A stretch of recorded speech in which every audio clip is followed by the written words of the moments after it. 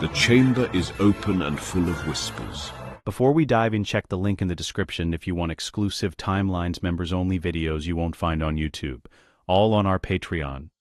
September the 1st, 1991. The Great Hall of Hogwarts has held 10,000 sortings. It has watched 10,000 children walk through its doors and become something. Tonight, it will watch something else entirely. The enchanted ceiling is doing what it always does on the 1st of September. Rolling with slow autumn cloud, a few stars sharp between the gaps, the light of 100 floating candles catching the faces of 400 students who have been here long enough to pretend they don't care. The longhouse tables gleam with silverware and empty goblets, and the particular anticipation that smells like new robes and nerves and candle smoke. Hermione Granger has memorized the ceiling already. She memorized it the moment she walked in. She is 11 years old, and she has read Hogwarts: A History 3 times. Cover, appendices, footnotes, and the small errata page that most people mistake for a blank, and she knows that the ceiling is not a window. It is a complex meteorological charm cast by Rowena Ravenclaw's direct apprentice, modified 7 times over 9 centuries, that tracks actual sky conditions over the valley in real time. She knows this, and it still takes her breath away, and she will never admit to either of those things. She is sitting at the front of the first-year group, which is assembled in a cluster near the staff table, waiting. Her robes are exactly the right length. Her hair is doing what her hair always does, which is to say it is doing whatever it wants. She has decided she does not care about her hair tonight. She has decided she wants Gryffindor. She has decided this methodically, cross-referencing the qualities of each house against her own assessment of her character, and Gryffindor is the correct answer. The Sorting Hat sits on a stool. It is older looking than she expected, more patched, more real. She had imagined something theatrical. Instead, it looks like something a farmer might have left in a barn and forgotten for 6 centuries, which is not far from the truth. A thin boy with round glasses is standing 2 places to her left. She has noticed him before. On the boats crossing the lake, he was the one who looked at the castle not with fear or excitement, but with a kind of grave attention, as if he was marking something. As if the castle was something to be understood, not admired. She had thought, that is an interesting way to look at something for the first time. She has not spoken to him. Professor McGonagall calls names from the scroll, and the sorting begins. Abbott, Hannah, 4 seconds, Hufflepuff. Bones, Susan, Hufflepuff. Boot, Terry, Ravenclaw, and Hermione notes this with professional acknowledgement. She had expected it. Brocklehurst, Mandy, Ravenclaw. Brown, Lavender, Gryffindor. Her name is called. She walks forward. She sits. The hat descends. It speaks immediately, which surprises her. She had expected it to deliberate longer. Interesting, it says, and its voice is not one voice. It is layered, composite, something old reading something present. Very interesting. Brilliant, certainly. The most thorough mind I've sorted in a number of years. But you already know that, don't you? You knew it before you sat down. The question is what you do with it. Gryffindor. Ah, the hat says, you want to be brave, not just clever. You've decided that being the brightest in the room is less important to you than being the one who acts when acting is required. That is genuinely unusual in someone with your gifts. That's not Ravenclaw thinking, that's yes, yes. Gryffindor, it shouts. The Gryffindor table erupts. She walks to it and sits and smooths her robes and watches the next several sortings with attention. And somewhere in her chest there is a warmth she does not have a clinical name for. So she files it under satisfactory outcome and watches the scroll. Longbottom, Neville. The hat takes nearly a full minute. Gryffindor. The boy looks like he might faint from relief. She claps for him. Malfoy, Draco. The hat barely settles before it calls Slytherin, and the pale boy with the sharp face is already moving before the word is finished, as if the outcome was always administrative. More names, more sortings. The hall settles into rhythm, then Potter, Harry. The Great Hall of Hogwarts has heard that name before, not from the scroll, not spoken aloud in these walls, but it lives in the stones of this place the way certain names always do, names that arrived with weight attached. The older students straighten. The whispers begin immediately, the cascade of it moving through the tables like wind across water. Potter, Harry Potter. Is that him? That's him. The boy with the round glasses and the grave attention walks forward. He walks the way he was looking at the castle, as if he is noting landmarks, not performing. He sits. The sorting hat is placed on his head. And then the candles go out. Not all of them, But 12? The 12 closest to the staff table, the oldest of the floating candles, the ones that have burned in this hall for centuries, gutter simultaneously as if exhaled. The enchanted ceiling ripples. Not with weather. The stars visible between the clouds blur slightly, a shimmer moving across the surface of the charm, a tremor in something that does not tremble. The great hall goes absolutely still. Hermione Granger feels it before she understands it. Every hair on both her arms stands upright in the same moment, a precise and total response, and she looks down at them with the expression she normally reserves for equations that don't balance, attention sharpened to a point, the part of her brain that catalogues anomalies firing hard. That is not a draft, she thinks. That is not a spell misfiring. That is something I don't have a category for. The Sorting Hat does not speak to Harry Potter privately. It opens its brim wide, wider than Hermione has ever read of it doing, and it speaks to the room. The voice is not what it was when it spoke to her.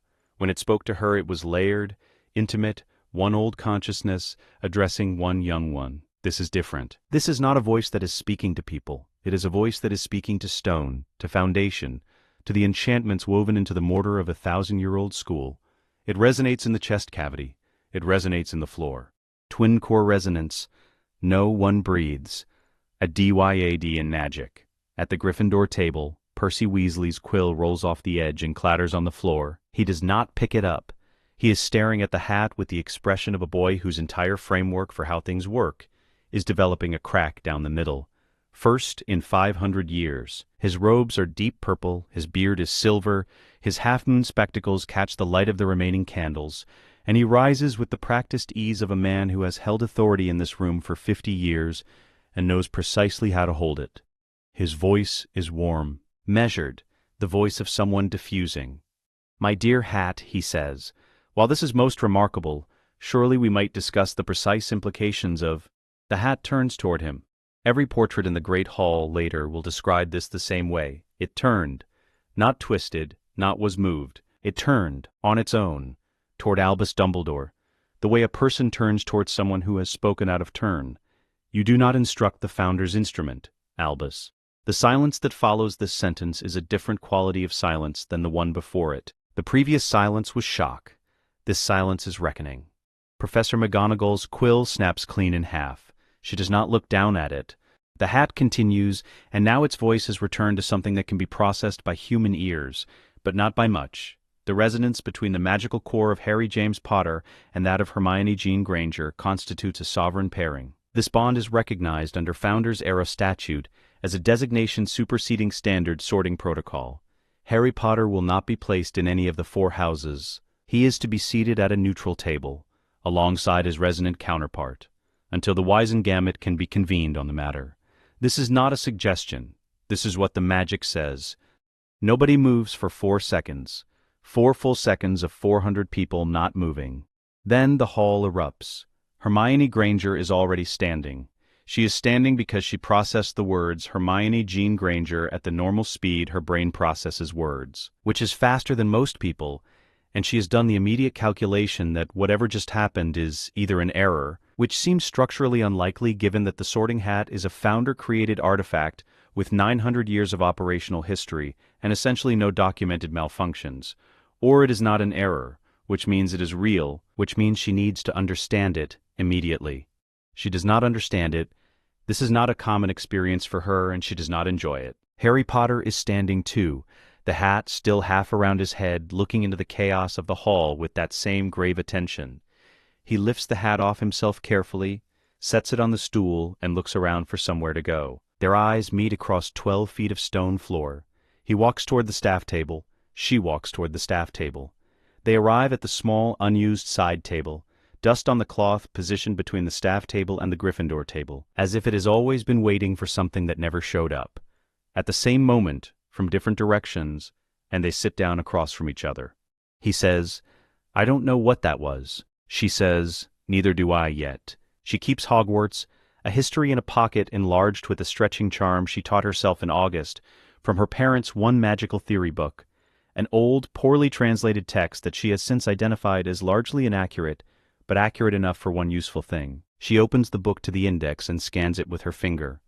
"I have read this 3 times, she says, not looking up, and there is no entry for sovereign pairing. No entry for twin core resonance. Her finger stops moving, she looks up, which means either it has been removed from the official record, actively redacted, or it hasn't happened since before this edition was written. When was this edition written? She turns to the publication page, 1954, and the one before that. She pauses, looks at him properly for the first time. That's actually a very good question, she says. At the staff table, Dumbledore has sat back down. He is holding a lemon drop between two fingers and he has not eaten it. He is looking at the two children at the small table. His expression is the kind of expression that takes years to construct, the kind that tells you nothing useful about what the person is actually thinking. Beside him, McGonagall is collecting the pieces of her quill with precise, controlled movements. She is not looking at anyone. At the Gryffindor table, a red-haired boy named Ron Weasley has turned to his twin brothers and said something.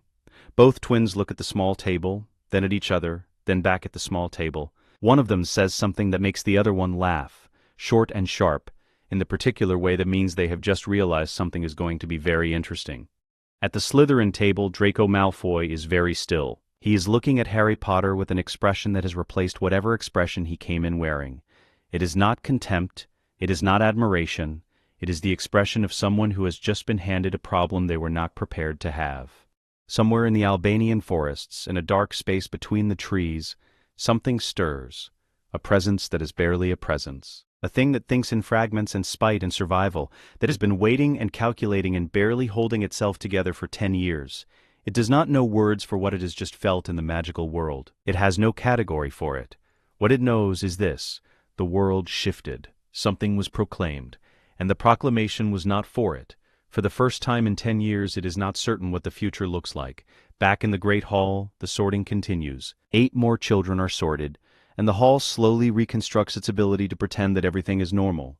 The feast will come, the food will appear, the night will proceed. At the small table, Hermione Granger has pulled out a notebook and written 4 words at the top of a fresh page. What happened before 1954? She underlines it twice. Harry Potter watches her write and says nothing. But for the first time since he walked into this hall, since he walked into this world, honestly, since he walked onto platform 9 3/4 and discovered that something enormous was waiting for him on the other side of a wall, he does not feel like the only person in the room who understands that something enormous is happening. The map is open. Neither of them knows yet where it leads.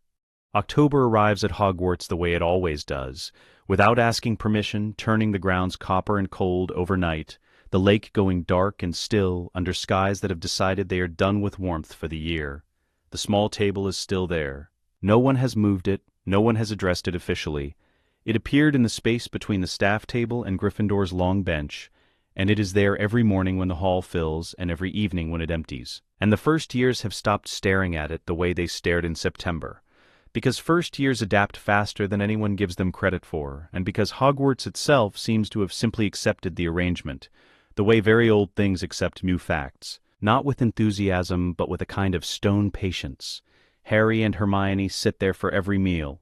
Ron Weasley sits across from them, uninvited, as of the 3rd morning of term. He arrived with a plate of toast, sat down, looked at both of them with the frank appraisal of someone who has grown up with 6 siblings and therefore cannot be made uncomfortable by unusual situations, and said, "Right so. What are you two, exactly?" Neither of them had an answer. He had stayed anyway. The institutional problem presented itself immediately. McGonagall and Flitwick were assigned within the first week of term to design an alternative arrangement for the duo's practical instruction. The 4-house classroom structure assumes single caster exercises, individual assessment, a contained magical environment. What it does not assume is 2 students whose magic, when operating in proximity, does something the textbooks have no entry for. The charms lesson is where they find out. It is the 3rd week of October. The first years are attempting Wingardium Leviosa, the first proper levitation work, the feather on the desk, the swish and flick, the careful extension of will through a wand into a piece of down. Flitwick has demonstrated it 4 times. The class is attempting it with varying degrees of success. Lavender Brown gets her feather 2 inches off the desk and squeaks. Neville's feather twitches and goes still. Ron's feather levitates and immediately begins spinning in a slow circle, which is not technically correct but is, Flitwick notes, quite impressive for a first attempt. Harry and Hermione, sitting 2 desks apart as arranged, lift their wands at the same moment. It is not coordinated. There is no signal. They simply both reach the point of readiness at the same instant, which is already unusual, and they both cast. Both feathers lift. They rise at identical speeds, to identical heights, and then, in the space between the two desks, they meet. They do not collide, they press together, point to point, and stay there. A faint light appears at the junction, not bright, not dramatic, the precise pale gold of a candle flame seen through frosted glass. The fused feathers rotate once, twice, in a slow and deliberate arc, and then they descend together, gently, and settle back onto Hermione's desk. The classroom is quiet. Professor Flitwick is standing on his stack of books with his mouth slightly open. He closes it. He opens it again. "Outstanding," he says to both of them, before he can stop himself. "Both of you. Outstanding." Then, more quietly, adjusting his spectacles, "I wonder if we might— Yes, yes, I think perhaps a different arrangement might be yes." What they discover about themselves does not arrive all at once. It comes in pieces, the way most true things do. A fragment here, a correction there, understanding building sideways rather than straight up. Hermione discovers the first piece in the library. She is working through the theory of Wingardium Leviosa, not because she needs to. She has already mastered it, but because she wants to understand why the synchronized casting produced a different result than individual casting. And understanding why requires understanding the underlying mechanics, and understanding the underlying mechanics requires a stack of books she has been working through since the third morning of term. She is on her fourth book when she feels it. It is not a feeling she has language for. The closest she can come, in the notation she keeps in her private journal, is structural clarity. When Harry is not in the room, the magical theory she is working through feels the way it always has: accessible, logical, requiring effort. When Harry enters the library, which he does 20 minutes into her session, shaking leaves from his hair from whatever he has been doing outside, the theory does not become easier exactly. It becomes louder, more available, as if someone turned up the resolution on something she was already seeing clearly. She watches him find a seat 3 tables away. She looks back at her book. The paragraph she has been rereading for 6 minutes resolves immediately. She writes in her journal, "His instinctual magic creates something in the ambient field, a frequency. I can almost feel it as structure, like a tuning fork. More investigation required." Harry discovers his piece during flying practice. Madame Hooch runs the first-year flying lessons on the grounds, and Harry discovers almost immediately that he is natural on a broom. Not trained, not practiced, simply natural. The way some people are natural at running or at reading, the way it feels like remembering rather than learning. He stays after the lesson, alone, flying low loops over the practice pitch in the gray October afternoon. Hermione is not there. She is in the library. She is 300 meters away and 2 floors up, and he cannot see her, and she cannot see him. But at approximately the same time she is reading the paragraph that finally resolves, his broom responds to a banking correction with a precision he has never achieved before. Not faster, not more powerful, more intentional, as if the instinct that usually drives his flying has been given a framework. He does not understand this. He lands, stands in the cold, and stares at the castle in the direction of the library. He writes nothing. He is not a person who writes things down. He tells Ron. Ron thinks about this for approximately 30 seconds and says, "So she makes your magic smarter and you make her magic stronger?" "I don't know if that's exactly. That's what you said." The discovery that changes everything happens in December, in the evenings after supper, when the castle has gone quiet and the common rooms are loud with chess and gossip and homework panic, and 2 first years have found that the small 5th table after the meal service ends is entirely private. They have been running informal exercises, not assigned, not supervised, entirely self-designed, which is itself unusual for 2 11-year-olds, and entirely characteristic of these particular 2. Harry casts simple spells. Hermione monitors the theoretical output. She has been constructing a notation system for this, columns in her journal, patterns she has begun to detect. On the 14th of December, Harry is tired. This is not a metaphor. He has had Quidditch practice in the wind and cold, and Professor Snape's practical examination in potions in the same afternoon, and his magical reserves. A real mechanic. Hermione has confirmed this through her reading. The body's capacity to channel magic is finite and depletes with use, particularly in children still developing their core, or genuinely low. He sits down at the table, puts his head on his arms, and tells her the session needs to wait. Hermione is frustrated. She has been looking forward to this session since Tuesday, and she does not deal with disruptions to planned work with particular grace. She reaches across the table and grabs his forearm, intending to shake him alert. Both of them go still. Something moves between them. The word moves is not quite right, but there is no better word in any language she has studied yet. It travels the contact point, her hand on his arm, and it is not emotional, not invasive, not warm in any sentimental sense. It is equalizing, the way water moves through a connecting tube between two vessels at different levels, not choosing to, not trying to, simply obeying a physical principle that requires it. She is giving him something. She can feel it leaving, he can feel it arriving. When she lets go, 4 seconds later Harry sits up straight. He is alert. His eyes are clear. His magical reserves, she will later confirm through their notation system, have returned to a functional level. Hermione is slightly tired in a way that has nothing to do with the hour. They stare at each other across the table. "What," says Harry, "was that?" "I don't know yet," Hermione says. Her voice is precise, but there is something underneath it. Not fear, not quite. The feeling of standing on the edge of a map where the known territory ends. She opens her journal to a fresh page. She writes at the top, "Mana transfer, Deck 14, contact required, directional, involuntary." She underlines involuntary and then, after a moment, underlines it again. "It wasn't something I did," she says, more to herself than to him. "It wasn't a spell. I didn't intend it. The contact created a circuit. The energy went where it was needed." She pauses. That is not how magic is supposed to work. Is it dangerous? She considers this honestly. "I don't know. I need more data." She looks at him. "I need to tell you something, and I need you to not dismiss it because it sounds strange." "Everything about this is strange." "Yes, but this is specifically strange." She closes the journal.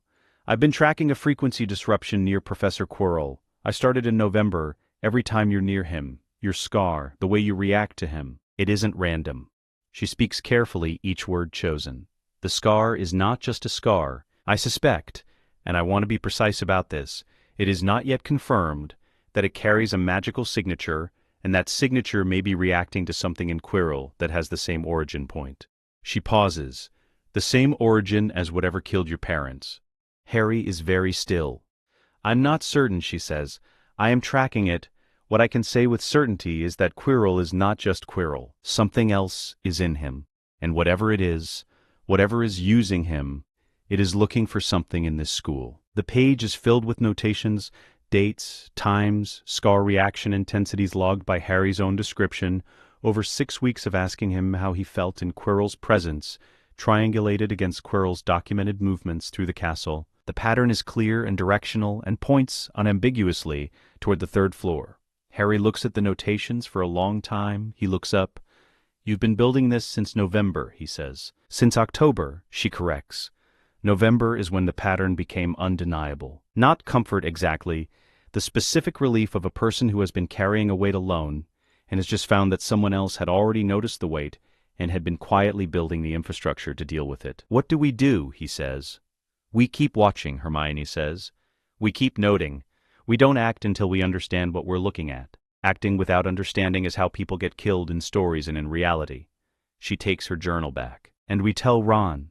Ron, he can go places we can't without drawing attention." She pauses. "We are, whether we like it or not, the 2 most conspicuous first years in this school. Ron is ordinary, that is going to be extraordinarily useful." The year turns. January, February, March. The investigation sharpens. The sessions at the small table multiply, deepen, develop a structure that is neither formal nor casual, but something in between, the working rhythm of 2 people who have discovered they think better in each other's presence and have simply accepted this as an operational fact. By April, Hermione's notation system has mapped the sovereign field. She has not named it that yet. That comes later, with enough precision to identify Quirrell's movements as deliberate, progressive, and aimed. Whatever is on the 3rd floor, he is working toward it. Whatever he is not going to stop. They go through the trapdoor together when the time comes. Naturally. Without discussion, without a plan that excludes either of them, because the idea of approaching this separately has not once occurred to either of them, and this itself, the absolute organic impossibility of separation in a crisis, is something Hermione adds to her journal that night in the hospital wing. They are both there, both conscious, both already arguing about what comes next before Madame Pomfrey has finished checking their vitals. The bond saved them. They are only beginning to understand what the bond is. September the 2nd, 1992. The Great Hall at breakfast. The small table is where it always is. Hermione has a new journal. The old one, filled cover to cover with frequency notations, behavioral maps, a 7-page section on the Quirrell incident written the night after they left the hospital wing, is in her trunk, sealed. This one is blank. She opens it to the first page and writes, one line at the top, Year 2, the field is active, something is already wrong. Harry looks up from his eggs. You can feel it too? Since the train, she says. She had felt it on the Hogwarts Express in the last hour before arrival. Not pain, not fear, the frequency disruption she had spent Year 1 cataloging, the thing her notation system had learned to read as foreign soul signature in proximity. Except this time it was not directional. It was not pointing toward a person across a room. It was diffuse, ambient, like a sound heard through walls before you can identify the source. She had looked at Harry. His scar was not hurting. That was important. The Quirrell-adjacent disruption had always triggered the scar, a direct response to something old and terrible being close. This was different. This was the same type of frequency, dark, soul-adjacent, occupied, without the scar response. A different object. She had written in her journal, sitting in the train compartment while Ron played chess against himself. Same origin, different vessel, already inside our perimeter. She had spent the night thinking about the word vessel.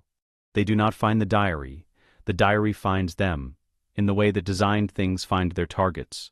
Through patience and proximity and the exploitation of vulnerability, it spent years being optimized to identify. What they find instead is Ginny Weasley. Ron notices first, which is how it should be. He is her brother, and brothers who pay attention, even when paying attention is inconvenient, notice things that outside observers miss. He notices in October that she is tired in a way that is not schedule tired or homesick tired. He notices that she flinches at loud sounds. He notices that she is doing her homework on the same parchment twice, the second time over the ghost of the first, as if she cannot remember writing it. He brings it to the table at breakfast on a Thursday, setting his plate down with more force than usual. Hermione is already writing. I know. Since when have you noticed? Since, how do you know? The frequency disruption is strongest in proximity to her. It has been for 6 weeks. I've been watching. She sets down her quill. She has something, Ron. An object, dark, soul-adjacent, the same signature type as what was in Quirrell last year, but more coherent, more present. Whatever it is, it's not just emanating, it's communicating. Ron's jaw sets in the specific way it sets when he is absorbing something terrible and processing it as a problem to be solved, rather than a feeling to be felt. Communicating with her, through her, possibly both. Harry has not said anything. He is watching the Gryffindor table from across the room, watching Ginny push food around a plate she has not eaten from, and his expression is the same one he had when Hermione showed him the Quirrell notation in December of Year 1. Recognition and wait. The understanding that something bad is already in motion. We need to find the object, Harry says. We need to find it carefully, Hermione says. If she's been writing in it, if there's been sustained contact, she may not know what she's carrying. Confronting her directly risks triggering the object's defense response. We approach her gently. We explain what we think is happening. We give her the choice to hand it over. And if she can't, Ron says, if it's already got enough of a hold that she can't just hand it over.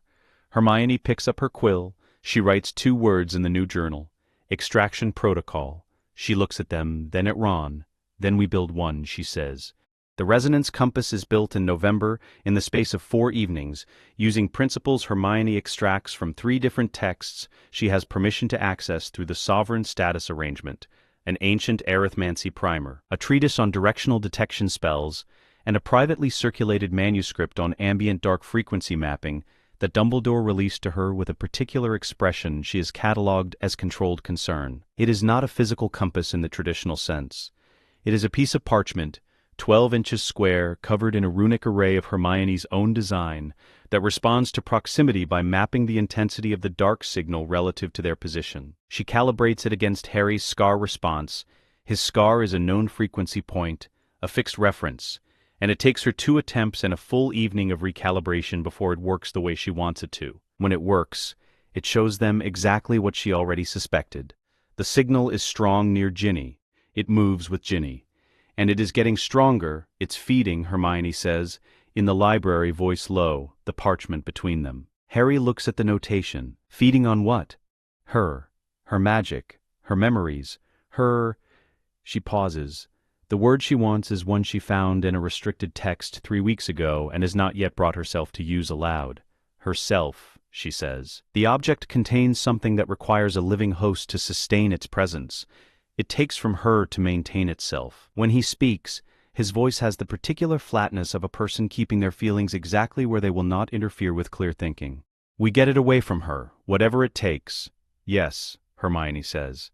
The dueling club happens in December, the way things happen in institutional settings, announced, organized, and immediately indicative of exactly why the announcement should not have been made. Lockhart presides over it with the confidence of a man who has confused personal publicity with practical competence, and Snape watches from the side of the room with an expression that contains several distinct layers of contempt stacked on top of each other. Harry is paired with Draco Malfoy. What happens next is documented in the journals of 17 first and second year students, and will be discussed in this school for years. Draco conjures a snake. The snake writhes on the floor, angry, tracking toward Justin Finch Fletchley. Harry steps forward, raises his hand, and speaks. Not English, not any language that the majority of the room has ever heard. Something older, something that moves through the air with the specific quality of a thing that knows where it is going, and does not require the approval of listeners. The snake stops, turns, listens. The room recoils. Hermione does not recoil. She steps forward. She pushes through the ring of students who have pressed back, and she arrives at Harry's side and she takes his arm, and she says quietly and precisely, "That's enough."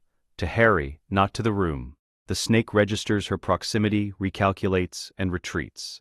Snape banishes it with a wave.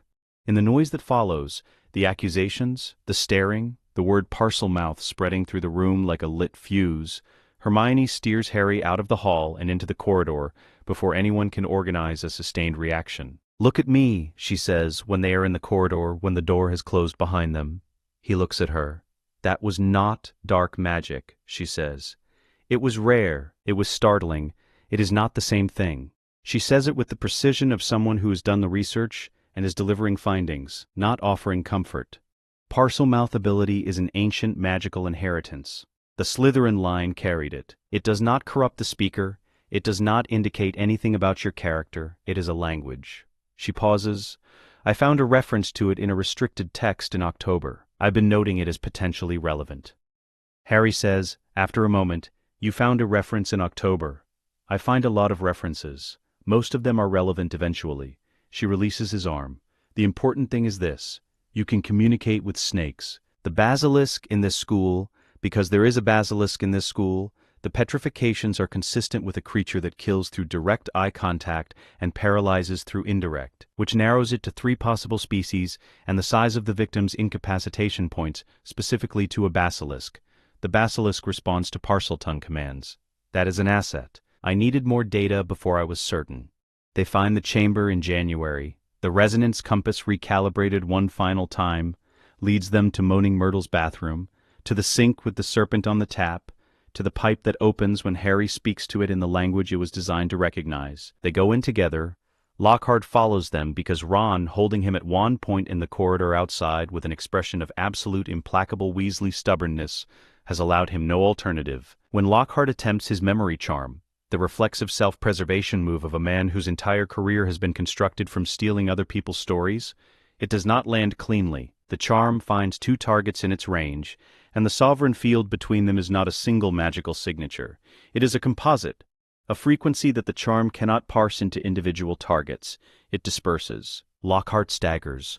Ron takes his wand with the quiet efficiency of someone who has been waiting for exactly this. Harry and Hermione descend. The chamber is cathedral dark. Stone serpents and standing water and something very old at the far end. Something very cold. Something that does not breathe the way living things breathe. Ginny is on the floor.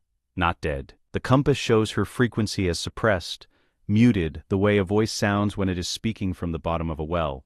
The object has taken enough of her to make itself almost fully present. Tom Riddle stands over her with Harry's wand, not yet having it, reaching for it, and he looks up when they enter, and his expression is the one worn by someone whose plan has accounted for everything except the specific variable now standing in his way. "Two," he says. He looks at Hermione. "That's unexpected." "Most things about us are," she says. Tom Riddle is 16 years old and brilliant, and has been practicing his presence in a diary for 50 years. And none of that is sufficient preparation for Hermione Granger speaking to him as though he is a problem she has already solved. What follows is not a duel in the traditional sense. Tom Riddle is powerful. The memory of him, the echo of what he was at 16, is genuinely formidable. He commands the basilisk in Parseltongue, directing it toward Harry. And this is where the strategy matters. This is where the preparation matters. This is where 6 weeks of building toward this moment pays its debt. Hermione is his eyes. She has inscribed reflective charms on every viable surface during the descent. The standing water, polished sections of stone she prepared with a mirror surface enchantment she designed herself, using principles drawn from basic light redirection theory that Flitwick covered in November. The chamber walls, the water, the curved stone surfaces all carry the effect. The basilisk's image reflects everywhere except in Harry's direct line of sight. Left, she says. Calm, factual, 20 feet, coming along the eastern wall. Harry moves. The sword, Gryffindor's sword, which arrives in his hand from the sorting hat he has been carrying since he descended. Because Hermione had read that Gryffindor's sword would come to any true Gryffindor in need, and had therefore placed the hat in his hands before they entered the pipe, finds its angle. The basilisk falls. The fang goes through the diary, the dark frequency in Hermione's notation system, which she has carried in her mind for 4 months, which she has tracked and mapped and studied. It does not fade, it does not diminish gradually, it tears. It is the specific sensation of a signal being cut mid-transmission, a standing wave destabilized at its source, and the feedback moves through the sovereign field like a sound played at the exact wrong pitch for the instrument. Both of them feel it. Harry drops to one knee. Hermione gets to him in 3 steps, one hand on his shoulder, and the mana transfer that started as an accident in December of year 1 happens deliberately for the first time. She pushes stability into the contact point, grounds the feedback, keeps him upright. Ginny opens her eyes. Hermione looks at the destroyed diary on the floor, the fang through it, the ink bleeding out from the puncture like something that had been held under pressure for 50 years, black and spreading, and then nothing. Just a ruined book. Just paper and leather and the ghost of a frequency she will never forget. She crouches down and she looks at the remains of it, and she says nothing for a long moment. She takes her journal from her robes. She turns to the frequency notation she recorded in year 1, the day she first identified the disruption around Quirrell. She compares it to her most recent entry, the same origin point, the same base frequency, 2 objects, same maker, same soul. She writes, "Not the only one." She underlines it, then she writes beneath it, "How many?" Harry, recovered, reads over her shoulder. He does not ask her to explain. He reads what she has written, and he nods once, slowly, and that is enough. Dumbledore, when he comes, and he comes quickly, too quickly, with the specific speed of a man who was already watching, looks at them both for a long moment. He looks at the diary, at the notation Hermione is making, at the frequency map she is building from memory in real time, her hand moving with the focused precision of someone documenting evidence before it degrades. His expression is one she does not yet have a name for, the look of a man whose long game has just encountered a variable that is moving faster than he planned for. He knows what she is building toward. She has known since January that he knows. Neither of them says it yet. The word for what the diary was, the technical term, the true name for the thing she has been tracking, is in the restricted text she has not yet been granted access to. She will find a way in. She always does. She closes the journal. She has what she needs. Number 12 is not a house that welcomes people. It is a house that tolerates them, the way a very old and very proud thing tolerates the presence of those it has not yet decided to destroy. The entrance hall is dark wood and darker portraits, and a smell of age that has graduated past mustiness into something almost geological, the smell of a place that has been important for so long that importance itself has become a sediment in the walls. Sirius Black has been free for 6 weeks. He moves through the house the way a man moves through a space he grew up hating and cannot stop loving. Quickly, in straight lines, touching nothing. He has repainted the kitchen. He has not touched anything else. The portrait of Walburga Black in the entrance hall has been silenced with the opposing principle of a permanent sticking charm. Not removed, because it cannot be removed, but muffled, the mouth still moving, the sound arriving at no one. He walks past it every morning and does not look at it. This is, Hermione has noted in her journal, a form of discipline that deserves more credit than it receives. Harry and Hermione have been here since the third day of summer. Dumbledore had objected, quietly, carefully, with the specific gentleness of a man who is used to his objections being received as wisdom rather than preference. He had concerns about security. He had concerns about exposure. He had a great many concerns that all pointed, if you followed them far enough, toward the same destination. Harry, isolated, manageable, progressing toward a future Dumbledore had designed without Harry's knowledge or input. Sirius had listened to every concern with the patience of a man who spent 12 years in Azkaban and is therefore immune to discomfort. Then he had said very pleasantly, "He's my godson, Albus. The sovereign designation gives him legal standing to choose his own residence during non-term periods, and he's chosen here." Dumbledore had looked at Harry. Harry had said nothing. He had not needed to. Sirius teaches them about inheritance on a Tuesday evening in June, at the kitchen table, with 3 cups of tea and a map of the Wisengamot's chamber layout that he has drawn from memory on the back of a ministry notice. "Your father knew this," he says to Harry first. Always first, with Sirius, the acknowledgement that James Potter existed and was specific and is worth knowing about. He didn't use it the way he could have. He thought the political machinery was less important than the magical work. He was wrong, and he knew it by the end. And I think he would have changed course. He stops, sets down his quill. "The point is that the seat is yours. House Potter. House Black once I formally transfer the lordship. 2 Wizengamot seats at 14 years old. The Emancipation Statute," Hermione says. She has already found it. She found it in March, in the restricted section 3 weeks before the end of term, in a legal compendium from 1743 that had not been properly reshelved after the last time someone accessed it, 1962, according to the card in the sleeve. Founders Era provision. A lord of an ancient house recognized by a founder-created artifact is legally an adult in all Wizengamot proceedings. The Hat's declaration wasn't just ceremonial.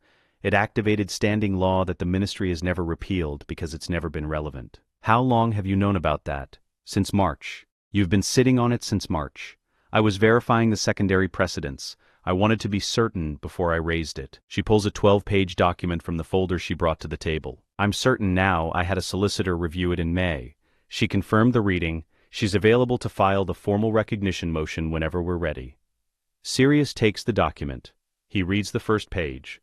He reads the second page. He sets it down and looks at Harry with an expression that contains, in roughly equal parts, pride and something that might be the specific grief of a man recognizing that the children in front of him have been doing serious work in the absence of the adults who should have been helping them. James would have been. He stops again, clears his throat. Right, so, the seats. What do you want to do with them? Harry looks at Hermione. Hermione has a second document ready.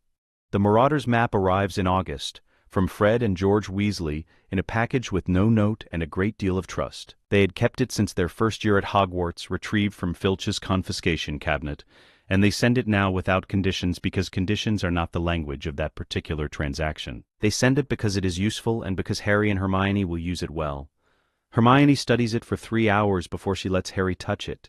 The enchantments on this are extraordinary, she says, holding it to the light of the kitchen window. 4 casters, complementary magical signatures, each one contributed a different layer, the cartography, the tracking, the concealment, the activation sequence.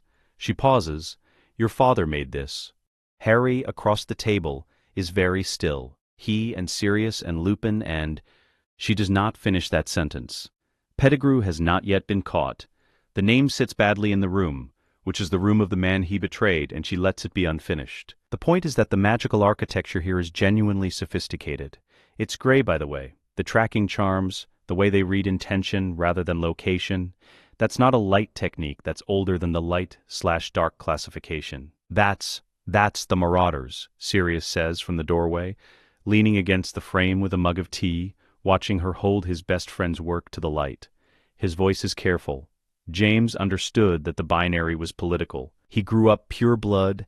He was taught the light/dark framework from birth. and he spent 5 years at Hogwarts figuring out that the framework was a story someone told to make their particular kind of power seem inevitable. He pauses. He was better at understanding it than explaining it. Lily was the one who could explain it. Sirius sets down his mug. He pulls out a chair. He sits. He teaches them for 3 weeks. 2 tracks running parallel, the way the duo themselves run parallel. Distinct but interdependent, each informing the other. Track 1 is house lore, the Wizengamet's architecture, its history, the specific weight of an ancient house seat versus a ministry-appointed seat, the way votes accumulate and fracture, the families and their alignments and the gaps between public position and private dealing. Harry absorbs this differently than Hermione does. She builds it as a structure, a diagram, nodes and connections. He builds it as a set of people, faces and motivations, the political machinery understood through the humans operating it. Sirius watches them process the same information in their different ways and says, "One evening, that's why it works. She sees the board, you see the players. You need both." Track 2 is the Grey tradition. This takes longer to teach because it requires first dismantling something that has been presented as immutable. The light-dark split, Sirius says, on the first evening of this track is 50 years old, 60 at the outside. Grindelwald invented it as a political tool. Or rather, he took an existing aesthetic preference and turned it into an ideology. And then Dumbledore defeated him on those terms and the framework calcified. Good versus evil, light versus dark. Anyone who doesn't fit into either category becomes invisible or dangerous, or both. But magic isn't 50 years old, Harry says. No, magic is as old as consciousness, and the oldest magic, the magic in Hogwarts foundations, the magic in the hat, the magic in your lordship rings, the magic the Peverils used, none of it cares about the binary. It predates the binary. It was Grey before Grey had a name, because before Grindelwald there was no need for the name.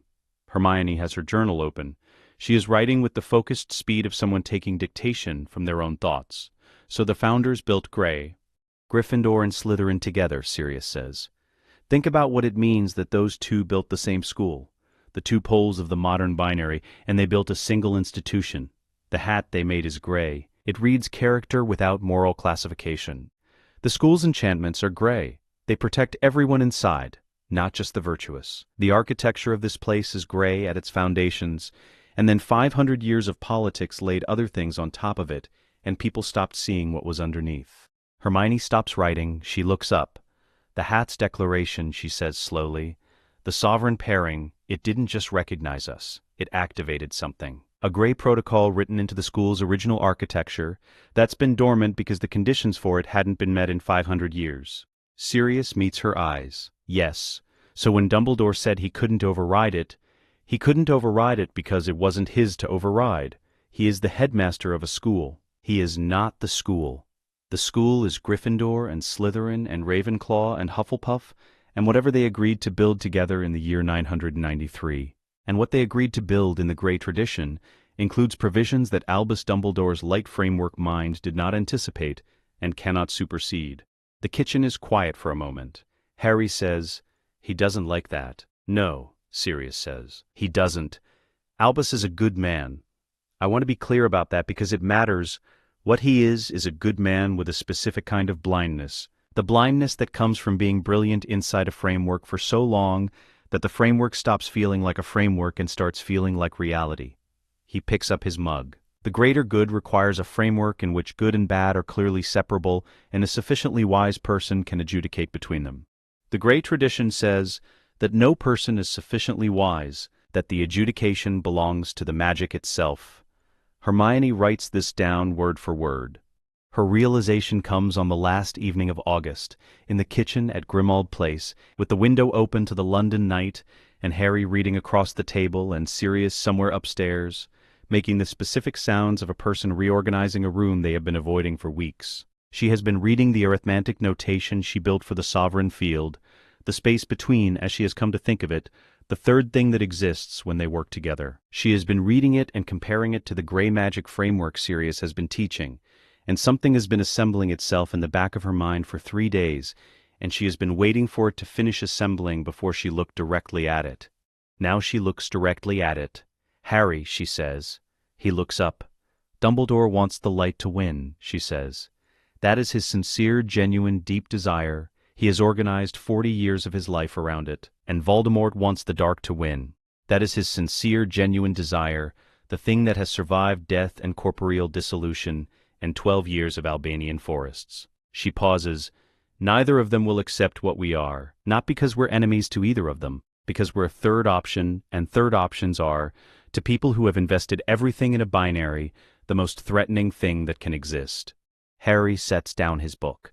Because if we win, he says slowly, then neither of them was right.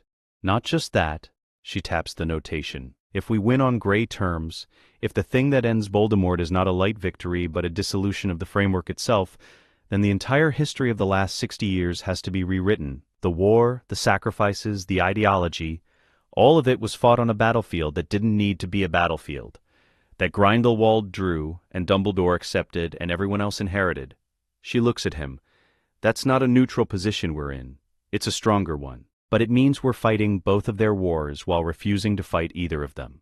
And they will both, at different times and in different ways, try to pull us back into the binary. Dumbledore will do it gently, he says. Yes, and Voldemort will do it violently. The sovereign field, mapped in numbers and frequency readings and 3 years of careful observation. The third thing, the space between. Our job, she says, is to be exactly what we are, consistently, under pressure, when it would be easier to pick a side. She closes the journal. That is going to be the hardest thing we ever do. Harry picks his book back up. Good thing we have Ron, he says. Hermione almost smiles. Good thing we have Ron, she agrees. Upstairs, Sirius drops something heavy, swears comprehensively in 3 languages, and the sound of it moves through the old house like something almost like laughter. September 1st is in 3 days. They are ready. The goblet of fire stands in the center of the entrance hall on the nights leading up to Halloween, and it is the most honest thing in the school. It does not care about reputation. It does not care about politics. It reads the magical signatures it receives, and it selects the best, and it records its selection with the absolute indifference of something that was built to be impartial and has been impartial for centuries without once finding this difficult. On the night of October the 31st, it produces 4 slips of paper instead of 3. The 4th slip reads, in the goblet's distinctive script, Harry Potter and Hermione Granger, Sovereign House. Dumbledore holds the slip for 11 seconds before he speaks. Hermione counts them. The legal problem is immediate and, from Hermione's perspective, clarifying. She has been watching Dumbledore's face since the slip emerged. Not with hostility, with the attention she gives to all significant data sources. What she sees is a man processing a genuinely unexpected outcome and arriving within those 11 seconds at the same conclusion she reached in approximately 4 seconds. The goblet has read the sovereign designation and treated it as a single entry. 1 house, 1 champion. The contract, which is binding because the goblet's magic does not have an appeals process, covers both of them. He cannot separate them. He cannot disqualify them. He cannot invoke the age line because the age line did not prevent the entry, which means legally the goblet itself has determined that the sovereign pairing constitutes eligible standing. Barty Crouch Sr. arrives at this conclusion 12 seconds after Dumbledore and goes the color of old parchment. There is no precedent, he says. There is no precedent for a sovereign pairing either, Hermione says from the back of the small group of champions, and yet here we are. Crouch looks at her with the expression of a ministry official encountering a 14-year-old who is not behaving like a 14-year-old. It is a look she has received before. She holds it without difficulty. The contract is binding. Dumbledore says finally, quietly. The words land in the room with the weight of something irrevocable. His eyes move to Harry, then to Hermione, and what she reads in them is not anger. It is the specific resignation of a man watching a chessboard rearrange itself outside his reach. Cedric Diggory, to his credit, is the first person to speak after that. He looks at both of them and says, with the straightforward fairness that is simply native to him, congratulations. May the best champion or champions win. Fleur Delacour looks at them the way she looks at everything, assessingly through the frame of someone who has been assessed her entire life and has learned to make assessment reciprocal. Her eyes linger on the space between Harry and Hermione, the foot of air separating them, and something moves in her expression. Recognition, maybe. She is part Vila, and Vila magic is old and resonance sensitive, and whatever she detects in that foot of air she files it away without comment. Victor Crumb says nothing. He watches them with the focused attention of a professional who has identified a serious competitor and is beginning to build a tactical read. Across the room, where the Death Eater in a good man's skin has been watching everything, Barty Crouch Jr., wearing Alastor Moody's face, carrying Alastor Moody's paranoia as a costume over his own, makes a rapid calculation. The plan called for 1 champion in the maze, 1 portkey, 1 sacrifice at the graveyard, 2 changes nothing about the ritual. The blood required is Harry's, and Harry will be there. The second presence is a variable, not a problem. He sends his master a message that night through the connection he maintains. He writes, both of them. What he does not write, because he does not understand it yet, is, and where one of them is, the other is already 3 moves ahead. The preparation for the first task begins the evening Fred and George Weasley appear in the corridor outside the Gryffindor common room, wearing the expressions of people delivering information they find both alarming and fascinating. Dragons, George says. 1 each, Fred says. Except in your case, George says, looking at both of them, presumably 1 between 2? Harry and Hermione are already walking back toward the common room. Thank you, Hermione says, without turning around. We know. They had known for 4 days. The resonance compass, recalibrated for creature-scale magical signatures rather than object-scale dark frequency, had been detecting the dragon's presence on the grounds since their arrival in warded enclosures north of the Forbidden Forest. She had not needed the twins' information. She had needed specifically the 45 minutes she and Harry had used the night before to design their approach. The approach takes 45 minutes because it is not complicated. It is not complicated because 3 years of synchronized casting practice has made the tactical question, how do 2 people whose magic amplifies in concert approach a problem that expects 1 person, almost routine, to answer? Harry is the executor. Hermione is the architect. The dragon expects 1 target. 2 targets is a problem the dragon will solve by choosing 1. And tracking it. The window between the choice and the tracking is approximately 4 seconds. 4 seconds is, for Harry on a broom and Hermione with a clear casting lane, sufficient. She writes it in her journal as a sequence. He reads the sequence once and nods. They do not practice it, they have been practicing it, in essence, since October of year 1. The arena on the morning of the first task holds, by Hermione's count, several hundred people who have come to watch children face dragons, which she finds more disturbing the more she thinks about it, and therefore thinks about it only as a logistical factor. A 5th dragon had been arranged for the unprecedented joint entry. A Hungarian horntail, the most dangerous of the 4 breeds present, transported at Crouch's insistence that the sovereign entry face equivalent challenge to any standard champion. It is 40 feet long, black-scaled, and it clocks 2 figures entering its enclosure with the immediate displeasure of a creature that takes territorial violation personally and has the means to do something about it. It tracks Harry first. He is moving broom-mounted, which means he is the more dynamic stimulus. This is exactly correct. Hermione, stationary at the enclosure's edge, raises her wand. The Confundus charm she casts is not standard. Standard Confundus operates on human-scale magical cognition. It introduces doubt, hesitation, mild directional confusion. A dragon's magical resistance is several orders of magnitude higher than a human's. Standard Confundus would land on the Hungarian horntail and produce, at best, a brief pause. What Hermione casts is the standard charm with 3 years of sovereign field amplification behind it. She does not consciously activate the resonance. She has never been able to consciously activate it on demand. It responds to genuine need, to the full deployment of her intent when Harry's safety is the stakes.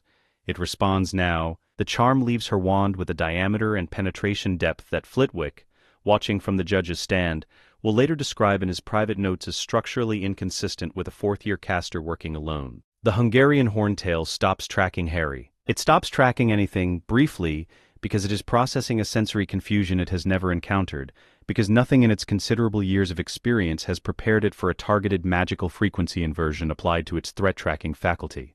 4 seconds. Harry has the golden egg from the nest in his hand before the dragon's tracking resumes. He is already above and away, the egg shrieking a secondary concern, the broom banking left, and Hermione is walking calmly toward the exit, because the task is complete, and standing in an enclosure with a reoriented dragon is poor risk management. 47 seconds total elapsed. The crowd's silence lasts 3 of those seconds before it becomes noise. The second task. February. The lake. They enter together, both having consumed gillyweed at the same moment, both adapting to the lake's cold with the specific mutual awareness that has become, over 4 years, as natural as breathing. The Mer people's village resolves out of the murk, and the hostages are where they are supposed to be, tied to a stone pillar, drifting in the current. Ron is there, and beside Ron, tied by the same enchantment. Hermione stops swimming when she sees this, which is a physiological error because stopping produces drag and cold, but she stops anyway, Ginny Weasley, tied next to Ron, Hermione's hostage. She had not. The thought catches in her chest in a way that is not standard logical processing, the feeling of someone who has spent 4 years cataloging the Sovereign Field's mechanics and has just encountered one of its mechanics in a form she did not anticipate. What the person would miss most, she thinks. That's what the enchantment took. Harry has already untied Ron. He is looking at her. She unties Ginny. They take both of them toward the surface. The other champions can manage their own. There is no version of Hermione Granger that surfaces from a black lake while 2 people she is responsible for are still tied to a pillar in the dark below her, and there is no version of Harry Potter that would expect her to. They surface together, all 4 of them, in the gray February air. The judges award them second place on the grounds of timing. Hermione notes that this is the least interesting metric by which to evaluate the task, and keeps this opinion to herself. The third task. June. The maze. The hedges are 20 feet tall, and something older than the hedges lives in the spaces between them. The tournament's enchantments carry the specific weight of magic that has been designed to test, which means the obstacles inside respond to the quality of the mind facing them, and 2 minds moving as a coordinated unit face a maze that was designed for individuals with a different kind of problem. They find Cedric Diggory in the second ring, disarmed, pressed against a hedge by a curse that has pinned him to the spot. Harry breaks the curse in 8 seconds. Hermione has already identified the source enchantment and cancelled it at the origin point simultaneously, which reduces the break time from the standard 14 to 8. Cedric stands up, looks at both of them. "You didn't have to do that," he says. He means, "You didn't have to stop. You could have left me." "Yes, we did," Harry says simply. They move through the maze together, all 3 of them, until the path forks and the logic of the tournament separates them. Cedric goes left. Harry and Hermione go right toward the Triwizard Cup glowing blue at the maze's center. And Hermione is thinking about the cup's magical signature. She has been thinking about it since January, since she first began reading the cup's documented properties in a tournament history. And the thought arrives fully formed 3 feet before the cup's plinth, with the specific clarity of something she should have thought 4 months ago. A portkey, she thinks. The cup. It was never just the prize. She says, "Harry." "I know," he says. They look at each other. There are 2 options: leave the cup, or take it knowing what it is, knowing it goes somewhere, and go together rather than have one of them take it alone while the other watches. They have never, in 4 years, chosen the version of any option that means one of them goes alone. They touch the cup at the same moment. The world goes, not dark, not bright, elsewhere. The specific lurch of portkey travel, the destination pull, the arrival that always feels like being dropped from a height. They land in a graveyard. Old stones, old grass, the particular silence of a place that has been quiet for a long time.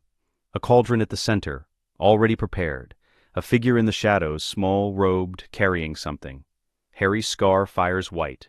Hermione's Sovereign Field activates with the full automatic defense response she has learned to recognize in moments of genuine threat, the ambient resonance snapping to sharp, structured attention. Every theoretical framework she carries suddenly accessible at the surface of her mind, the way the library of everything she knows opens itself when the stakes are absolute. Wormtail moves fast.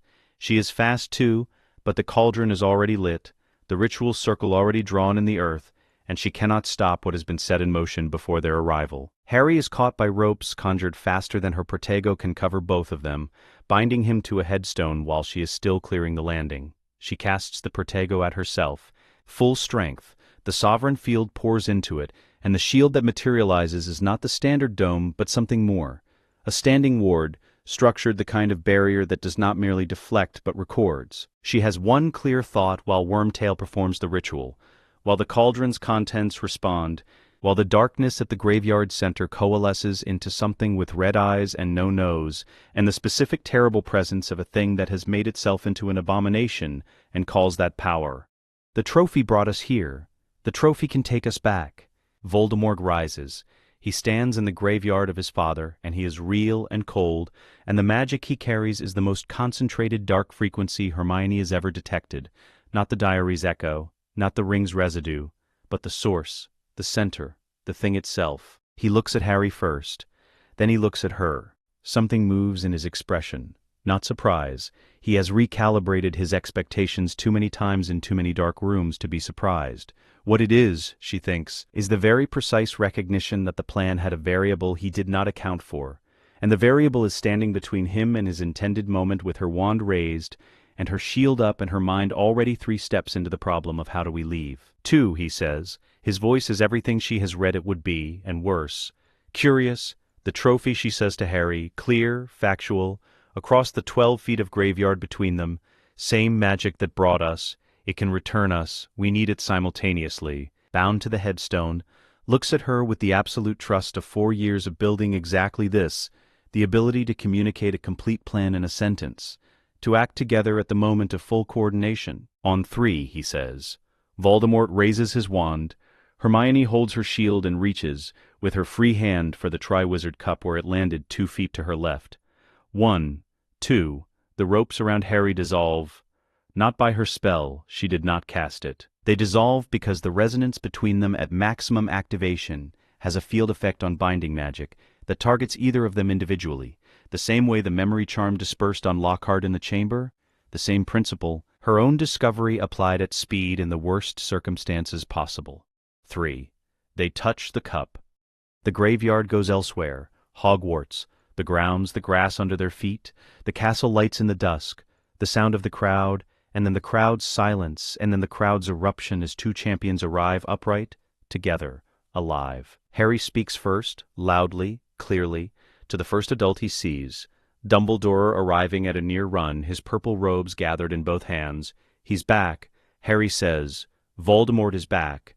We were in a graveyard. There was a ritual. He has a body. This is not a rumor, and it is not a delusion, and I need you to convene the Wisengamot because I am a lord of an ancient house, and I am telling you that what I witnessed tonight constitutes a material threat to the wizarding community, requiring formal response. He looks at Harry, he looks at Hermione, he looks at the cup they are both still holding. His expression is the one she has catalogued most carefully across 4 years of close observation, the look of a man watching his chess game play out exactly as he designed it, and finding that the pieces have decided to play a different game. Cedric Diggory arrives 3 minutes later, out of the second entrance to the maze, alive, unharmed, the evidence of it moving through the crowd in a wave of relief that Hermione registers in files and does not yet have time to feel fully. Cedric is alive. That is not what Dumbledore's plan required. But then, none of tonight is. The kitchen at number 12 has become the kind of room that accumulates evidence of sustained work, stacked journals, arithmetic notation sheets weighted at corners with teacups, a wall of parchment that Hermione has covered in frequency maps using a modified permanent ink charm that allows revision without removal. The maps have been growing since June. By August, they cover the entire eastern wall from the counter to the ceiling, dense with notation, cross-referenced and dated. The accumulated intelligence of 4 years rendered visible in a single surface. Sirius stands in the doorway looking at the wall the way a person stands in front of something that makes them feel both proud and frightened. "Does Dumbledore know you have this?" he asks. "He knows we have information," Hermione says, without looking up from the notation she is currently building. "He does not know the resolution of it. I intend to show him when the resolution is complete. When will that be?" She looks up. Soon. The intrusions begin in July. Harry wakes on the 5th of July at 3 in the morning and sits up in the dark of the room he shares with the accumulated artifacts of a family he never knew, and his scar is not hurting. This is the first notable thing. In the graveyard it had fired white, a pain that had structural quality to it, specific, directional, the scar's connection to Voldemort responding to its maker's proximity. What wakes him on July 5th is different. Not pain, pressure. The sensation of something pressing against the outside of his mind with patient, methodical force, the way water presses against a dam not through violence but through persistence. He lies back down.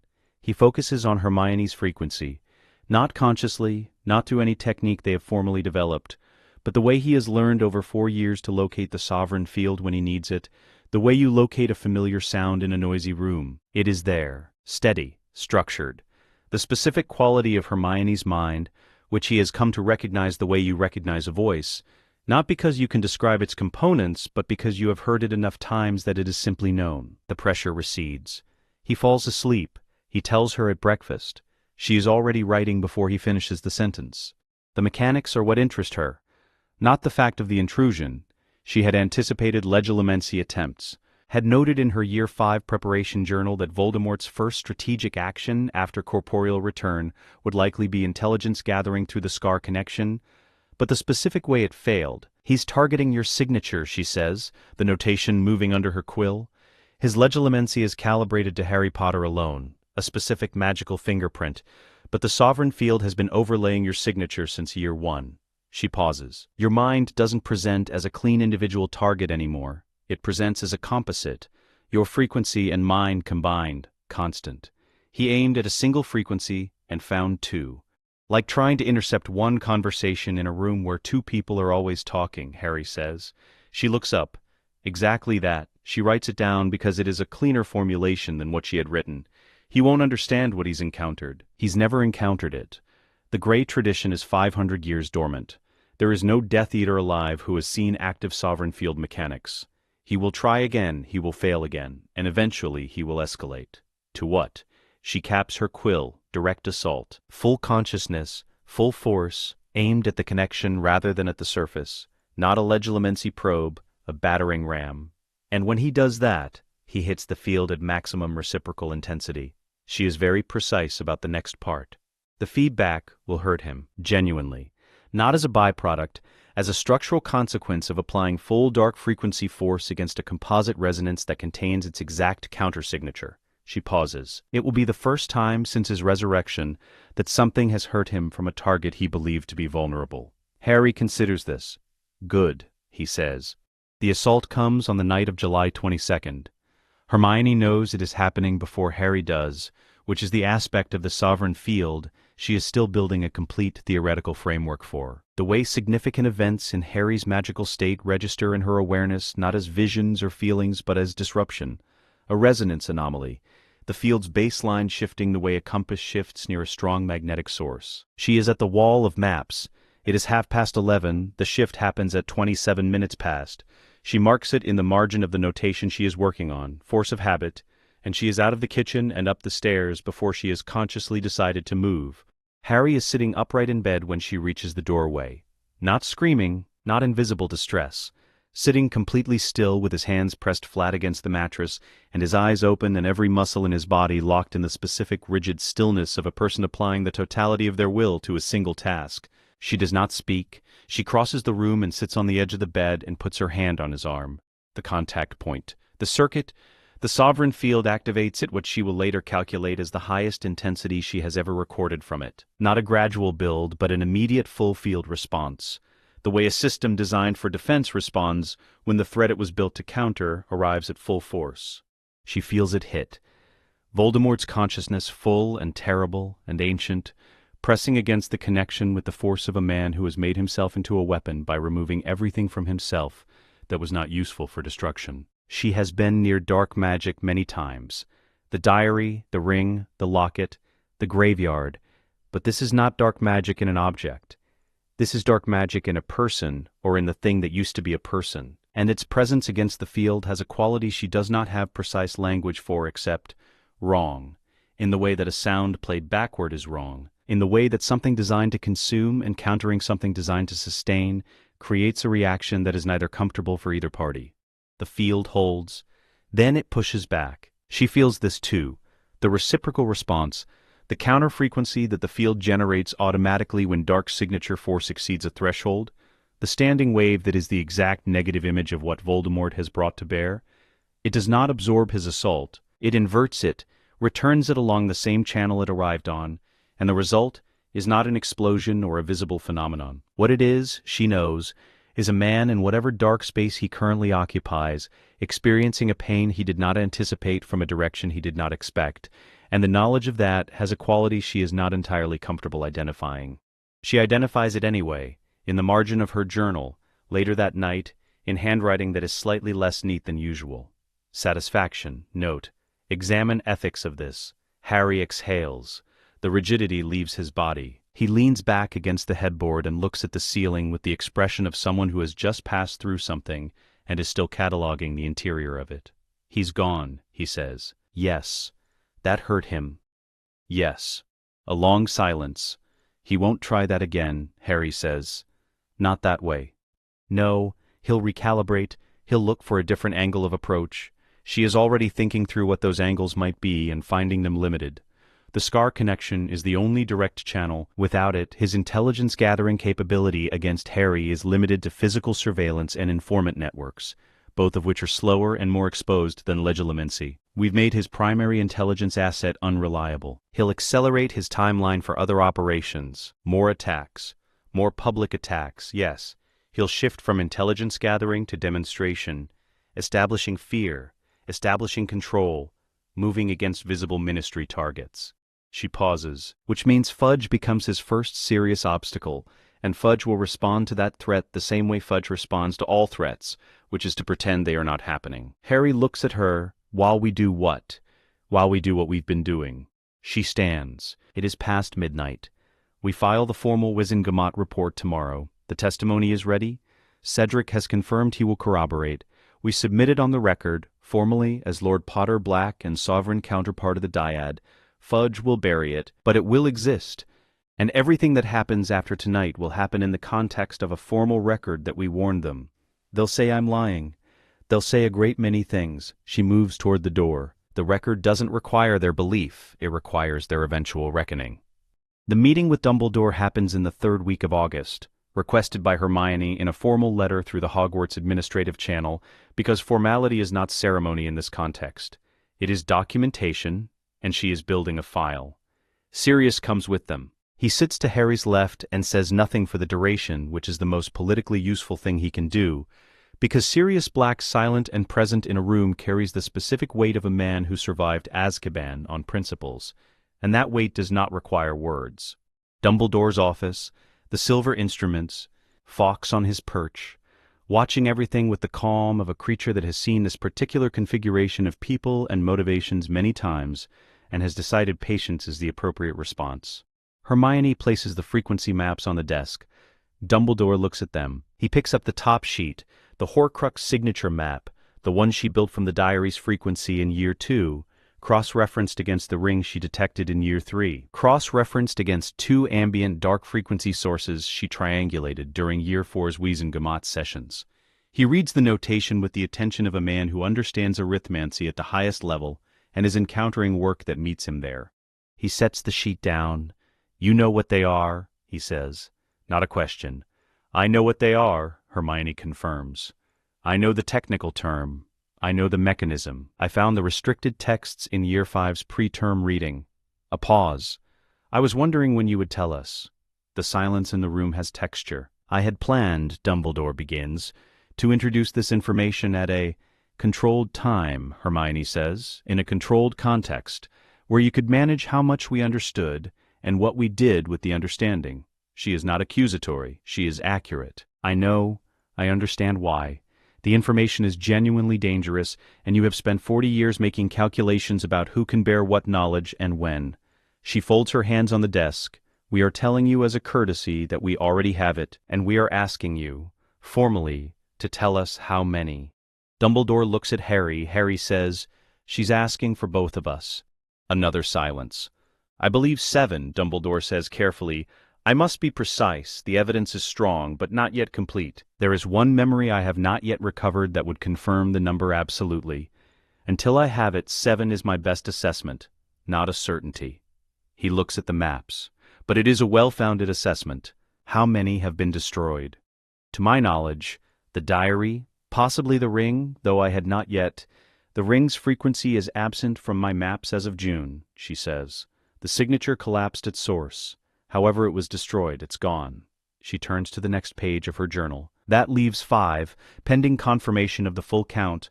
We have signatures for 2 of the remaining. I'll need your intelligence on the others. The locket's location, the cup, the diadem." She pauses. "And the last one." "What do you know about the last one?" he says. She looks at him steadily. "I know it was accidental. I know it occurred in Godric's Hollow on October 31st, 1981. And I know that arithmetic modeling of the scar's frequency signature produces a reading consistent with soul shard contamination in a living host. She pauses. I should tell you that I have also detected in my mapping work that the scar is the entry point, but the shard has spread its anchor beyond that. It is threaded into the edges of his core. It is not localized. That distinction matters for what comes next. The office is completely quiet. Harry's face, to his credit, does not change expression. He has known this, in a formless way that some truths are known before they are spoken, since the graveyard. Since feeling Voldemort's consciousness press against the connection and recognizing in that pressure a familiarity that had no clean explanation except the one he had been not thinking about for 4 years, he says, "Tell me you have a solution, not around the problem, not past it, directly at him." "I have the beginning of one," she says. "The field's mechanics give me a framework. The soul shard operates on a dark frequency that the field has been suppressing since year 1. That's why you haven't had the intrusive visions, why the connection to Voldemort has been damped rather than amplified. The suppression has also been doing something else." She turns to the frequency maps on Dumbledore's desk. It's been cataloging. Every time the Horcrux broadcasts its signature, the field records the frequency. I have 3 years of data on the soul shard's complete magical signature, including its anchor distribution through the core. She pauses. If I can generate a counter-frequency with sufficient precision and sufficient intensity, a standing wave that is the exact negative image of the soul shard's signature, contained within the field so it cannot escape, the shard has nowhere to go. It dissolves. Without killing the host, Harry says. Without killing the host. Yes. She holds his gaze. I am not finished building the methodology. It requires year 6 arithmancy at minimum, possibly year 7 level theory. But the principle is sound, and I will finish it. He is reading them with the expression of a man who built his most important plan around a foundation he assumed was unmovable, and is sitting with the first real evidence that someone has been quietly installing a different foundation underneath it. He says, very quietly, "I had believed the sacrifice was necessary." "I know," Hermione says. "I had built everything around that belief." "I know," she says again. "That is why we are telling you now, rather than at the moment when you might have tried to act on it." She collects the maps from his desk. "We are not working against you. We are working around the parts of your plan that require Harry to die. Those parts are not fixed requirements. They are conclusions drawn from incomplete information. The information is no longer incomplete." Harry stands. Sirius stands in the particular way that indicates a meeting is concluded on the terms of the people standing. At the door, Hermione pauses. "The Wizengamot report on Voldemort's return will be filed in the coming weeks," she says. "Formally. On the record. I am informing you as a courtesy so that you are not surprised." She looks at Dumbledore one last time. "Fudge will suppress it, but it will exist, and when it is no longer suppressible we will already have been on record. That matters." She leaves. Harry follows. Sirius, at the door, looks back at Albus Dumbledore sitting alone in his office, surrounded by silver instruments and 40 years of plans and a set of frequency maps he did not make. And he says nothing, because nothing is the right thing to say to a man who is discovering, late, that the children he was trying to protect decided some time ago to protect themselves. The door closes. In his office, Dumbledore picks up the frequency map Hermione left on the desk. One she meant to leave, he understands, because she does not do anything by accident, and he reads it again, carefully, in the quiet. Fawkes makes a soft sound from his perch. Dumbledore does not answer. The chamber is older than the ministry building that now contains it. The stone of the walls predates the poured concrete and glass and bureaucratic architecture by 4 centuries. Minimum, you can see the join if you know where to look. The point where very old stone meets very modern construction. The seam of an institution that built itself around something ancient, and then tried to make the ancient thing look administrative. The benches are arranged in a horseshoe, tiered, the way all serious, deliberative bodies arrange themselves, so that everyone can see everyone else, so that there is no hiding, so that the political cost of a visible vote is always present as a pressure. 50 members, mostly old, mostly men, mostly wearing the expression of people who have held power for long enough that they have confused the holding of it with the deserving of it. Harry and Hermione walk in wearing school robes.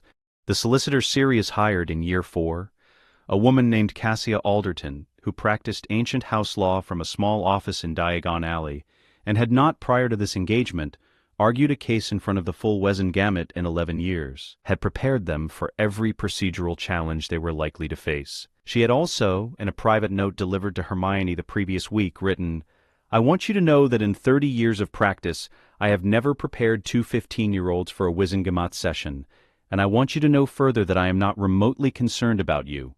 Hermione had filed this in the section of her journal labeled Useful Information and moved on. The recognition documents are in order. The stamped certification of Harry's lordship under the Founders' Era Emancipation Statute, confirmed by Gringotts' Inheritance Division and cross-referenced against 3 centuries of Wesson-Gamut procedural precedent, runs to 41 pages. Hermione wrote 26 of them. Alderton wrote the rest. They have been submitted to the chamber clerk since August. Harry and Hermione take their seats in the Ancient Houses section. The bench is old stone and old wood, and it fits them the way any seat fits a person who has decided they belong in it. The reaction moves through the chamber in a visible wave, the way reactions move through rooms where everyone is watching everyone else. A head turning, then the head beside it, then the row behind. The whispers building not into noise, but into the specific hush of a room that has encountered something it does not have a protocol for. Cornelius Fudge, seated at the head of the horseshoe in the minister's chair, looks at them with the expression of a man who received the procedural filings in August and spent 3 weeks hoping the situation would resolve itself without requiring him to act. It has not resolved itself. He rises. He clears his throat. He invokes with the smooth confidence of a man who has been navigating institutional procedure for 30 years, a provision of the current Wesson-Gamut Charter regarding the age requirement for sitting members. Harry's solicitor, Alderton, rises from the gallery. She produces the counter-precedent, 312 years old, formally registered, never repealed. Fudge produces a counter-argument. Alderton produces a secondary precedent, 287 years old. Fudge produces a procedural objection. Harry and Hermione sit quietly through all of this. Hermione has her journal open and is writing. Harry is watching Fudge with the patient attention he usually reserves for Quidditch opponents, tracking the patterns, learning the tells, building a read. He notes that Fudge looks at Dumbledore, who is seated in his chief warlock position 3 seats to the left, twice during the procedural exchange, not for guidance, checking, the way a man checks to see if his most important backer is still backing. Dumbledore's expression is magnificently unreadable. The procedural exchange lasts 40 minutes. At the end of it, Cornelius Fudge sits down, and Harry and Hermione remain in their seats, and the session proceeds. This is the first and most important victory. It requires no drama. Just 40 pages of careful preparation and the willingness to sit still while someone attempts to remove you, knowing the ground you are standing on is solid. Hermione writes in her journal, 40 minutes. Will be shorter next time. He has no more procedural objections available in this category. He knows it. Dolores Umbridge arrives at Hogwarts on September 1st with the specific energy of a person who has been given a mandate and intends to execute it with enthusiasm slightly disproportionate to the scope of the mandate. She is sent to control Harry Potter, Fudge's instrument, Fudge's solution to the problem of a boy who is claiming Voldemort has returned, and drawing attention to the claim by sitting in Wesson-Gamut sessions. If the Ministry cannot remove him legally, it can control his platform. It can control the school. It can make his voice within Hogwarts at least small. This is the theory. The theory encounters its first practical problem on the 3rd day of term when Hermione reads the first educational decree posted on the entrance hall notice board, and spends 90 minutes in the library cross-referencing it against the ancient house law provisions she has been compiling since year 3. She finds the gap in 40 minutes, spends the remaining 50 verifying it. Ancient house law, she tells Harry and Ron at dinner, her notes spread across the small table, includes a provision allowing a lord of an ancient house to conduct formal training for household members, allies, and those under his protection. The provision has never been repealed because it predates the Ministry itself. It exists in Gringotts-administered legal code, not Ministry-administered code. Umbridge's educational decrees operate under Ministry authority. They cannot reach into Gringotts-administered ancient law. Ron looks at the notes, then at her. So we can run a training cohort. We can run a formally constituted Sovereign House training cohort, yes. Open to any student who elects to affiliate themselves with House Potter Black for educational purposes during their time at Hogwarts. It requires a charter, a faculty sponsor, and a formal registration through the Ancient House legal channel. She pauses. I've already drafted the charter. It's 12 pages. He sets it down. Hermione. Yes. This is brilliant. I know. You wrote this since this morning. I wrote the framework since this morning. I've been building toward it since year 3. She collects her notes. I need Flitwick to sign as faculty sponsor. He will, and I need Harry to formally invoke the ancient house provision. She looks at Harry, which requires you to say on record that you are establishing a training cohort under House Potterblack authority. Right now? Tomorrow. I've scheduled a meeting with the Hogwarts Administrative Registrar for 8 in the morning. She pauses. We should sleep. The DA charter is registered on September 9th. Umbridge receives a copy through official channels on 9/11, because Hermione files a courtesy notification because documentation of proper procedure protects the procedure, and she reads it 3 times looking for the angle of attack, and cannot find it because there is no angle of attack. The provision is real, the authority is real, the charter is airtight. She responds with a new educational decree anyway, a broad prohibition on student organizations of any kind without High Inquisitor approval. Alderton files a legal challenge the same day, citing the ancient house provision's immunity from ministry tier authority. The challenge sits in the Wisengamot's procedural queue. This is Fudge's last resort, bureaucratic delay. The challenge will take months to resolve through standard channels. Harry and Hermione hold their sessions anyway, twice weekly, in a room Hermione found in year 5 by walking the 7th floor corridor and thinking very specifically about what she needed. The room, in its obliging way, provides it. The DA fills. Not just Gryffindors. Students from all 4 houses, drawn by something more than the classes, more than the instruction. Drawn by the specific gravity of 2 people who have been demonstrating for 4 years that power exercised with clarity and purpose is different from power exercised for its own sake. Neville Longbottom discovers in October that he can grow plants without a wand. He is practicing a basic herbology review, waiting for his shield charm to stabilize, and he sets his wand down on the floor and holds his hand over a seed, and the seed germinates. Not slowly, not gradually. In 4 seconds, under his palm, a shoot emerges from the soil and reaches toward the ceiling with the specific eagerness of something that has been waiting for exactly this invitation. He looks at his hand, he looks at the shoot, he looks at Harry. That, Harry says carefully, is a very old kind of magic. Is it supposed to? Yes, Hermione says from across the room, already moving toward them. Journal out. It's wandless intent casting through organic resonance. The magic works through the plant's own growth instinct. You're amplifying rather than directing. That is, Neville, that is extraordinary. That is year 7 level theory at minimum. She looks at him with the expression she reserves for data that exceeds her projections. Do it again. He does it again. The room pays attention to the kind of things that happen in it, and what happens in it over the course of year 5 is this. 40 students learn to cast a Patronus. 60 learn Wandless Lumos. Neville Longbottom becomes, by February, the most talented wandless practitioner in the cohort, after Harry and Hermione. Luna Lovegood, who attends every session and says very little, produces a shield charm in November that operates on a different principle than any shield charm in Flitwick's curriculum. And when Hermione asks her how she did it, she says, I just thought about what I wanted to keep out, which is either profound or self-evident, and is possibly both. The blood quill appears in October. Ron finds out first. He moves through spaces that the duo cannot.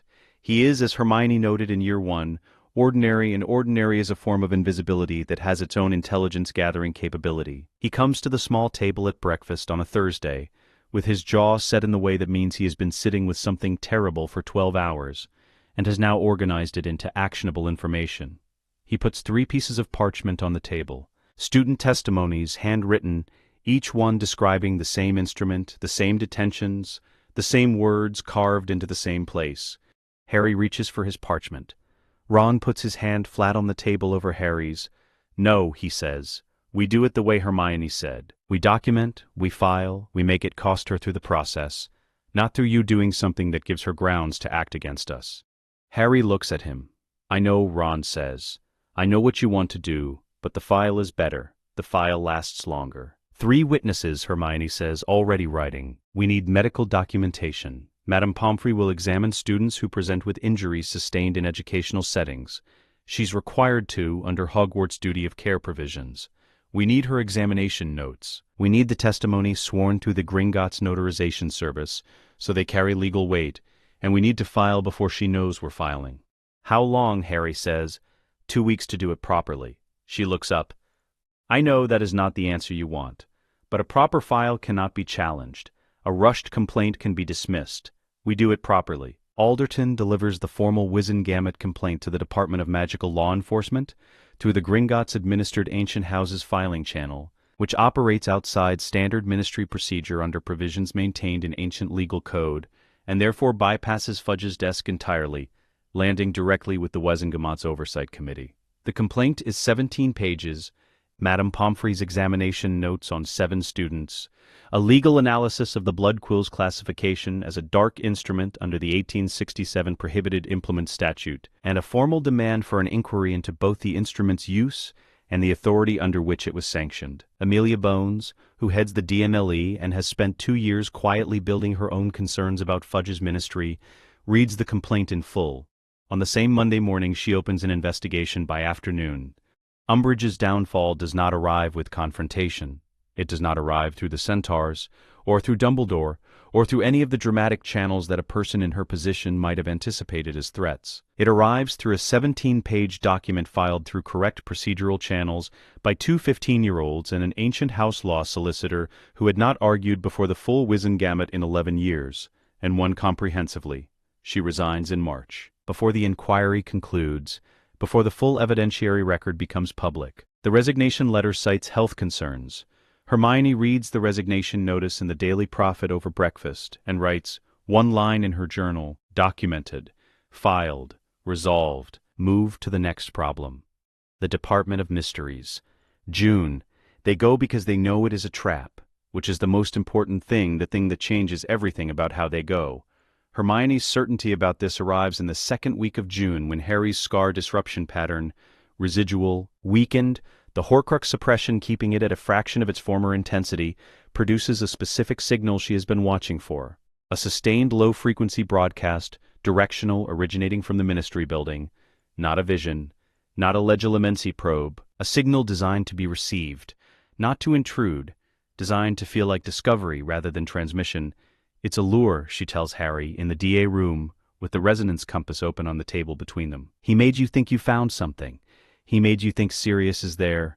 He needs you to come in emotional and reactive and without preparation. But what if Sirius were in genuine danger," she says, and her voice is steady, the steadiness that is not coldness but precision, "he would reach us through Dumbledore or through the Order, not through Voldemort's mind, not through a signal that has his deliberate broadcast signature on it." She holds his gaze. "He made you see exactly what you would run toward. That is how you know it is not real." A long silence. "We go anyway," Harry says. "The prophecy is a real target. If he wants it badly enough to stage this, the orb is real and we should control who gets to it." "Yes," she says, "we go. But we go prepared, and we take the DA." The battle in the Department of Mysteries is larger, louder, and more chaotic than anything they have trained for, and they are still, demonstrably, the most prepared people in the room. Neville holds a corridor alone for 4 minutes, using wandless herbology magic and 1 borrowed wand, controlling the engagement through terrain rather than combat, buying time with the specific competence of a person who has discovered their capability late and is now absolutely determined to justify it. Luna Lovegood, whose shield charm operates on a principle Flitwick still cannot fully explain, protects 3 people simultaneously in the Hall of Prophecy with the calm of someone who has never found reality particularly more alarming than the alternative. Ron, coordinating from the central position, moves people through the architecture of the Ministry, the way he moves pieces across a chessboard, not heroically, not visibly, but with a spatial intelligence that keeps the exits open and the engagement terms controlled. Sirius reaches the veil at the end of a duel with Bellatrix that he is winning, clearly, the joy of combat visible in him the way it was always visible in the people who described him before Azkaban. And then Bellatrix turns the duel ugly, a curse that is designed not to end the fight, but to end the fighter. And Sirius feels it coming, not with enough time to fully evade, but enough to move. He moves left, not back. The veil is close behind him. He feels its cold pull more than sees it, and he moves left. Bellatrix's curse catches his shoulder, not his chest. He spins. He goes down. Hermione's Petrificus Totalis arrives mid-stride, aimed through a gap in the engagement that she identified 2 seconds before it opened, and Bellatrix Lestrange hits the floor of the death chamber like a dropped stone, every muscle locked, and does not complete the step that would have taken her to where Sirius is getting up. He is getting up. Not gracefully, slowly, one hand on the stone floor, his shoulder wrong in a way that will require significant healing, his expression containing the particular complicated feeling of a man who has just been reminded that he is mortal and is choosing to treat this reminder as useful information rather than catastrophe. He looks at Hermione. She is already moving to the next target. He looks at Harry. Later, Harry says, and the word contains everything, relief and fear, and the pragmatic necessity of staying in the engagement because it is not over. And Sirius hears all of it. Later he agrees and gets to his feet. The kitchen at the Burrow is the architectural opposite of every other kitchen Ron Weasley has ever seen Harry or Hermione occupy. It is not large. It is not organized. It operates on a principle of productive chaos that would give Hermione a mild anxiety response if she thought about it clinically, which she has learned not to do, because the food that emerges from it is extraordinary, and the warmth that lives in it is the kind that cannot be designed. It accumulates. It is the residue of a family that has been loud and present and genuinely glad to see each other for 30 years, and it is settled into the walls the way the cold settled into the walls of Grimmauld Place, except it is the opposite of cold. Ron sits at the kitchen table on the first morning of summer with a cup of tea and a notebook that nobody has seen before. Harry and Hermione are across from him. Outside the window, the garden is doing what the Burrow's garden always does, operating independently, enthusiastically, with complete indifference to the concept of horticultural control. Ron opens the notebook to the first page. "I want to show you something," he says. The notebook contains an organizational chart. It is not a simple chart. It is the product Hermione will later calculate of approximately 60 hours of sustained work. She can tell by the density of revision, the layers of annotation in different ink colors that indicate the thinking happened across multiple sessions, the crossed-out sections where an approach was abandoned and rebuilt. It maps the DA network not as a list of names but as a functional structure. Communication chains, capability assessments, geographic distribution across Wizarding Britain, resource inventories, contact protocols for order-adjacent families, and a tiered alert system that operates through Owl Post in ways that would be difficult for Ministry surveillance to intercept. At the center of the chart, in a circle drawn in red ink, H+H. Around them, in the first ring, Ron, Neville, Luna, Ginny, Cedric. Around that, in expanding rings, 43 names. Hermione looks at the chart for a long time. Then she looks at Ron. "When did you build this?" she says. "Started in February, after the Ministry." He turns to the second page. This is the communication protocol. This is the capability matrix. Who can do what, rated by my assessment after 2 years of watching them in DA sessions. This is the resource map. And this, he turns to the last page, is the gap analysis. What we have, what we're missing, what we need to build before whatever comes next comes next. Harry is reading the capability matrix. He sets it down. He looks at Ron with the expression he gets when something exceeds his expectations, in a way that recalibrates his model of a situation. "Ron," he says, "I know, this is—" "I know." Ron picks up his tea. "I've been thinking about what I'm for, in relation to you two, and I think—" He stops, restarts. "I think I've been waiting for someone to tell me what I am in this, and nobody was going to tell me, so I had to work it out myself." He turns to the gap analysis. "I'm not a sovereign. I don't have what you have. I never will, and I don't want it. That's not false modesty, that's just accurate. But I can see the structure of what you're building, and I can see the parts that need managing, and I can see that you two are too close to the center of it to manage those parts yourselves." He looks at both of them directly, which is a Ron Weasley quality that has always been present but has sharpened, over 6 years, into something that feels like a tool rather than a habit. "I want to be your general, not your support. Your general. Different thing." The kitchen is quiet in the way kitchens are quiet when they are holding a significant moment. Hermione's eyes fill. Not from sentimentality. Harry knows this. He has known her for 6 years, and he has learned to read the specific quality of her responses. Her eyes fill because the gap analysis on the last page of Ron's notebook identifies with complete accuracy 3 structural weaknesses in their operational capability that she has been aware of and has not yet solved. And Ron has not only identified them independently, but has sketched preliminary approaches to all 3. Her eyes fill the way they fill when she encounters work that is better than she expected, which is not often, which is why it affects her when it happens. "The recruitment gap," she says, pointing to the first weakness on the gap analysis. You've identified that we're drawing from the same social networks repeatedly. We need reach into families that don't already skew toward us. Hufflepuff, Ron says. We're weak in Hufflepuff. I have 3 names. Students whose families have reason to oppose Voldemort that doesn't come from ideological alignment with us. Personal reason, more durable under pressure than ideology. He turns to the communication protocol. I also think our owl post chain is one interdiction away from collapse. I've been designing a redundancy. 3 parallel chains, no single point of failure. She reads it cover to cover in 11 minutes, which is fast even for her, the speed of someone reading for confirmation of things they are simultaneously synthesizing. She puts it down. Yes, she says simply. Ron looks at her. Yes what? Yes to all of it. Yes to being our general. Yes to this becoming the operational structure. She slides the notebook back to him. There are 2 additions I want to make to the capability matrix and 1 revision to the communication protocol. Otherwise, this is better than what I would have built independently.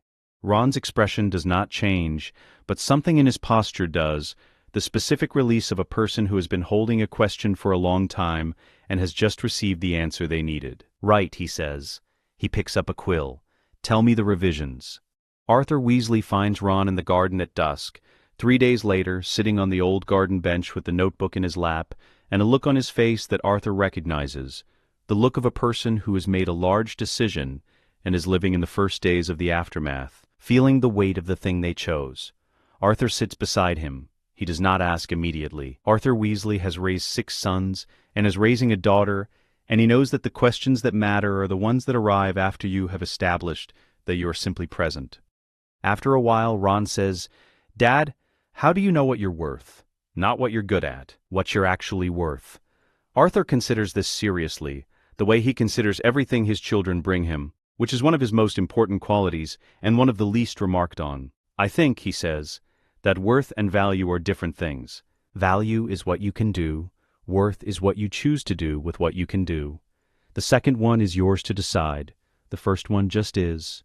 Ron looks at the notebook. I'm ordinary, compared to them. Ron looks at him. You are ordinary, Arthur says, and his voice is neither apologetic nor emphatic. It is factual the way Arthur Weasley is almost always factual, which is why his children trust him, and Harry Potter can move mountains. And Hermione Granger can tell you the precise geological and magical theory of how mountain movement works, but neither of them can walk into a room full of ordinary people and make those people feel seen and valued and ready to do something difficult. He pauses. That's what you can do. It's not a lesser thing, it's a different thing. And next to them, it's exactly the thing they don't have. Ron is quiet for a long time. She cried, he says, when she saw the notebook. Arthur smiles. Did she? She doesn't cry easily. No. I imagine she doesn't. The garden moves in the evening wind, gnomes grumbling somewhere in the undergrowth, the burrow's lights coming on window by window as the family assembles for dinner. She said it was better than what she would have built independently, Ron says. Well, Arthur says, standing, brushing grass from his robes. There you are then. Molly Weasley's discomfort is not spoken directly. It lives in the specific way she watches Harry and Hermione at the dinner table, the fraction of a second too long before she passes them things. The occasional quality of her silences when the conversation moves to things that are happening outside the kitchen, in the world that her children are walking toward and she cannot follow. She is not afraid of Harry. She is afraid for Ron. This distinction matters, and Ginny, who is 17 and perceptive in the way that youngest children are perceptive, trained by years of observation from the back of a large family, understands it clearly enough to bring it to Ron one evening in the garden. Mum thinks you're going to get hurt, Ginny says, without preamble, because Weasleys do not preamble to each other. She thinks you're choosing to stand next to a lightning rod. I know. Are you? Ron thinks about this honestly, which is the only way he thinks about things that matter. Probably, he says, but not because I don't have a choice, because it's the right place to be. And because I'm not standing next to a lightning rod. I'm the one making sure the lightning rod has a ground wire. He pauses. Mum doesn't see that part. Ginny is quiet for a moment. I do, she says. I've seen it since 3rd year. She looks at the burrow's lights, the kitchen window warm and yellow, their mother's silhouette moving back and forth inside it. I was a puppet, she says, and the directness of it still has a quality of something that cost something to say 3 years on. The diary, I was a vessel for something that was using me, and I didn't know, and Harry and Hermione got me out of it. She turns to look at Ron. I understand why you chose where you chose. I'd do the same. I know, Ron says. You already have. This is true. Ginny Weasley at 15 is the most outspoken advocate for the duo's political work among their peers. Not because she was instructed to be, but because she has a specific and personal understanding of what it means that they are dismantling the systems that allowed the diary to happen, that allowed a ministry to look away from dark artifacts planted in children's school supplies, and she is vocal about it, with the particular authority of someone who has been on the inside of the damage. The recruitment letter arrives in August. It is ministry letterhead, Provisional Governance Council seal, addressed to Ron Weasley directly. Not to the Weasley family, not to a Hogwarts student. To Ron Weasley, identified as the primary logistical intelligence contact for the Sovereign Dyad, invited to discuss a role in the provisional governance restructuring that is beginning, tentatively cautiously, in the political vacuum that Fudge's ministry is quietly becoming. Ron reads it at breakfast. He reads it twice. He sets it on the table. Harry and Hermione are across from him. He pushes it across the table. He does not say anything. He watches them read it. Hermione reads it first. She reads it with the focused speed that means she is not just reading but processing implications, tracing the document's meaning through 3 layers of context simultaneously. She passes it to Harry. Harry reads it slower. He looks up. This is because of you, he says to Ron. Not because of us. They're not reaching for a dyad proxy. They're reaching for you specifically because they've identified what you've been doing independently. I know, Ron says. That's different from what people usually assume about you, Hermione says quietly. They usually see you as adjacent to us. This letter sees you as not that. I know. Ron picks the letter back up. I wanted you to see it first, before I responded, because, he stops, considers, because this is the beginning of something separate, and you should know that I know that, and that I'm not going anywhere. A silence. Not uncomfortable, the specific silence of 3 people who have known each other long enough that the silences are precise. This one means understood, acknowledged, honored. What are you going to say? Harry asks. Yes. Ron folds the letter, puts it in his pocket. Obviously, yes. Someone has to go in there and make sure the people rebuilding the ministry have a general who knows what the structure actually needs. He picks up his tea. I'll visit. I'm not leaving. He will visit.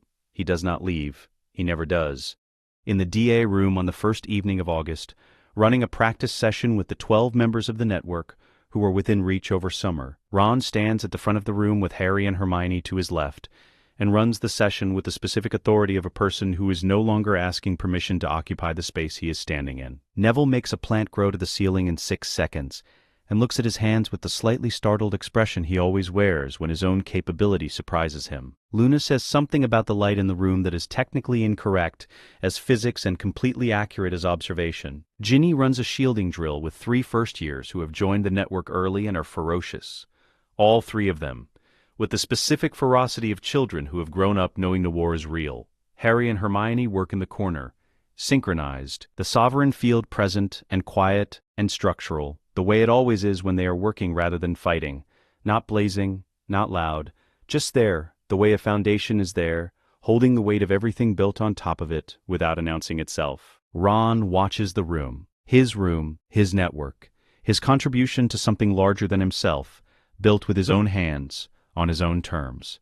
He is the shield, not the sword, not the mind, the thing that holds the shape when everything else is moving. He has known for a long time that this is what he is. He has only recently stopped waiting for someone else to confirm it, before he believed it himself. He does not need the confirmation anymore. The Black family ritual chamber is in the basement, below the kitchen, below the wine cellar that Sirius converted into a training space in Year 4. Below everything. It predates the house by 2 centuries. The house was built around it, not the other way around, which is the correct order of operations when you are building a structure that is meant to contain the practice of very old magic. The walls are stone, not plaster over stone. The floor is stone. The ceiling is low and arched and covered in protective runes that have been renewed by every generation of the Black family since 1692. The newest layer of inscription sitting over the oldest, the way new growth sits over old growth in a forest. Distinct, datable, cumulative. Hermione has been preparing this room since March. The runic array she has inscribed on the floor takes up the entire central space, 12 feet across, built from the complete Peverell runic alphabet cross-referenced against 3 arithmetic frequency frameworks, and 1 principle from Grey magic theory that Sirius taught them in year 3, and that she has spent 4 years developing into something operational. It has taken her 9 months to design, 6 weeks to inscribe. Every line is precise to a tolerance she determined mathematically and verified, 3 times. She stands at the edge of it and looks at it the way you look at something that took a very long time to build and that you are about to use for the first time. Lupin is behind her. He arrived this morning, called by Sirius, because Sirius made a unilateral decision that 3 adults and 2 17-year-olds in a room where one of the 17-year-olds might temporarily stop living constitutes the minimum responsible staffing for the operation. And Hermione had argued and Sirius had said, "I am not negotiating this one," and she had looked at his face and recognized the specific quality of that particular sentence and accepted it. Sirius stands at the monitoring station she built into the ritual's northern quadrant, a set of diagnostic charms anchored to parchment that will display Harry's vital signs in real time. His expression is the one he has been wearing since she showed him the full extraction methodology in April. A man who understands enough about what is planned to know that it is the correct plan, and not enough about whether it will work to be entirely calm about it. Harry lies on the stone table at the center of the array. He is looking at the ceiling. His hands are flat at his sides. He has been quiet since they came downstairs, which is not unusual for him before something significant. He goes inward, not outward, collects himself rather than externalizing. She has known this about him since year 2. She stands beside the table. "Tell me the constraints again," she says. Not because she needs to hear them, because he needs to say them, because saying them is a form of preparation, the same way warming up a muscle before using it is preparation. "Maximum field intensity for the first 2 minutes," Harry says. "Don't push past threshold until you give the signal. If I stop responding to your voice, you pull me back regardless of where the extraction is. Non-negotiable," she confirms. And I hold the intent. No passive acceptance. The soul shard is anchored through my scar and threaded into my core. Passive acceptance gives it a stable surface to grip. I have to actively want it gone. Continuously. For the duration, even when it shows you things. Even when it shows me things. She looks at him. He looks at the ceiling for another moment, then at her. "I've wanted it gone since I was 11, he says, "since the first time I understood what it was. That is not going to be difficult to sustain." She nods once, picks up her wand. The first attempt begins at 9 in the morning and runs for 41 minutes before she ends it. The mechanics work as designed. The sovereign field activates at full intensity when she speaks the opening incantation, the runic array's counter-frequency engaging the soul shard's signature with the precision she has been building toward for 3 years. She can feel the shard in the field the way you feel a splinter in a wound, a wrong thing in a right place, the specific discomfort of foreign material that the body recognizes as foreign even when it cannot locate it precisely. The counter-frequency pushes. The shard resists. This is expected. She designed for resistance what she did not fully account for as the shard's response to the counter-frequency, not passive resistance, not merely holding its ground, but active generation. It broadcasts. At full intensity it produces visions with the clarity of direct legilimency, aimed not at Harry but at the field itself, because the shard is 50 years old and it understands, with the rudimentary intelligence of a fragment of Voldemort's consciousness, that the field is the threat. Harry sees his parents die. Not memory. Reconstruction. The shard has access to everything in Harry's magical core, every experience, every image that has ever attached itself to his scar, and it uses all of it, assembling scenes with the specific accuracy of something that knows exactly which images have the weight to destabilize. She can feel his intent waver, not break, waver a fractional loss of the active rejection she needs him to sustain, the kind of micro-fluctuation that registers in the field as a brief instability. She ends the attempt at 41 minutes because the wavering has not resolved and she will not continue a ritual with unstable conditions. Harry sits up slowly. His nose is bleeding. He wipes it with the back of his hand and says nothing. "The visions are stronger than I modeled for," she says, already at her notation table, writing.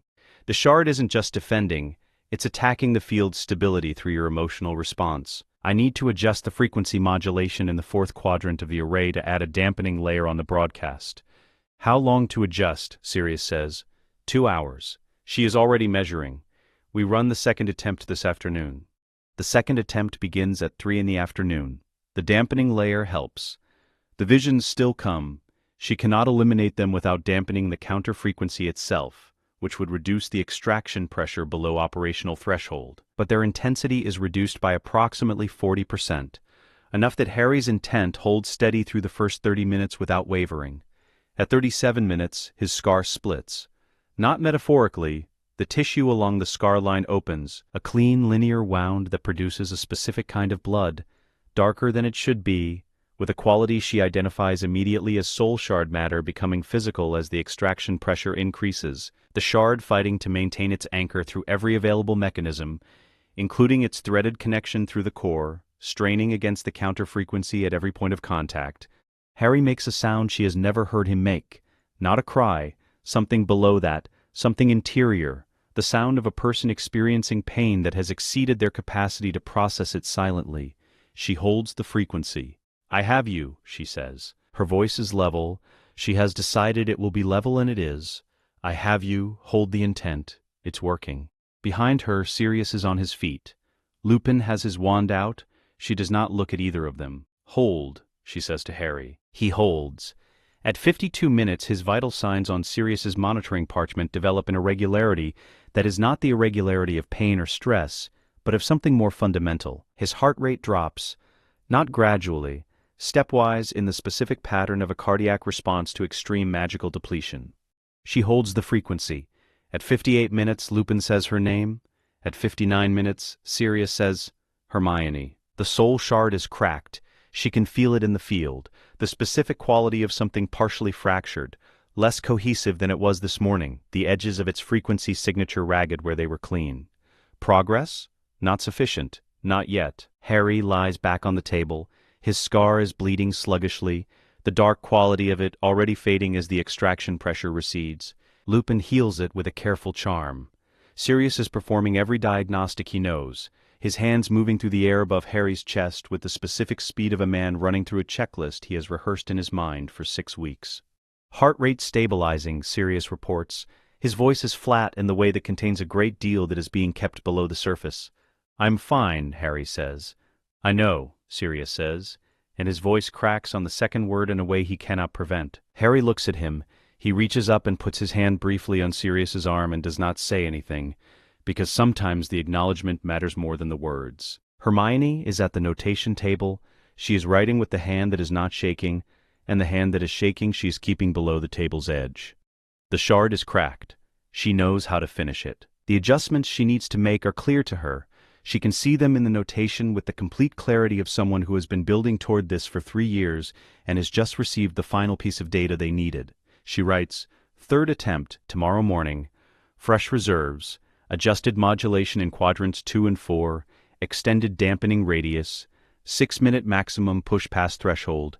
It will be enough." She underlines "it will be enough" and then writes beside it, in smaller notation, "it has to be." The third attempt begins at 8 in the morning. The adjustments are correct.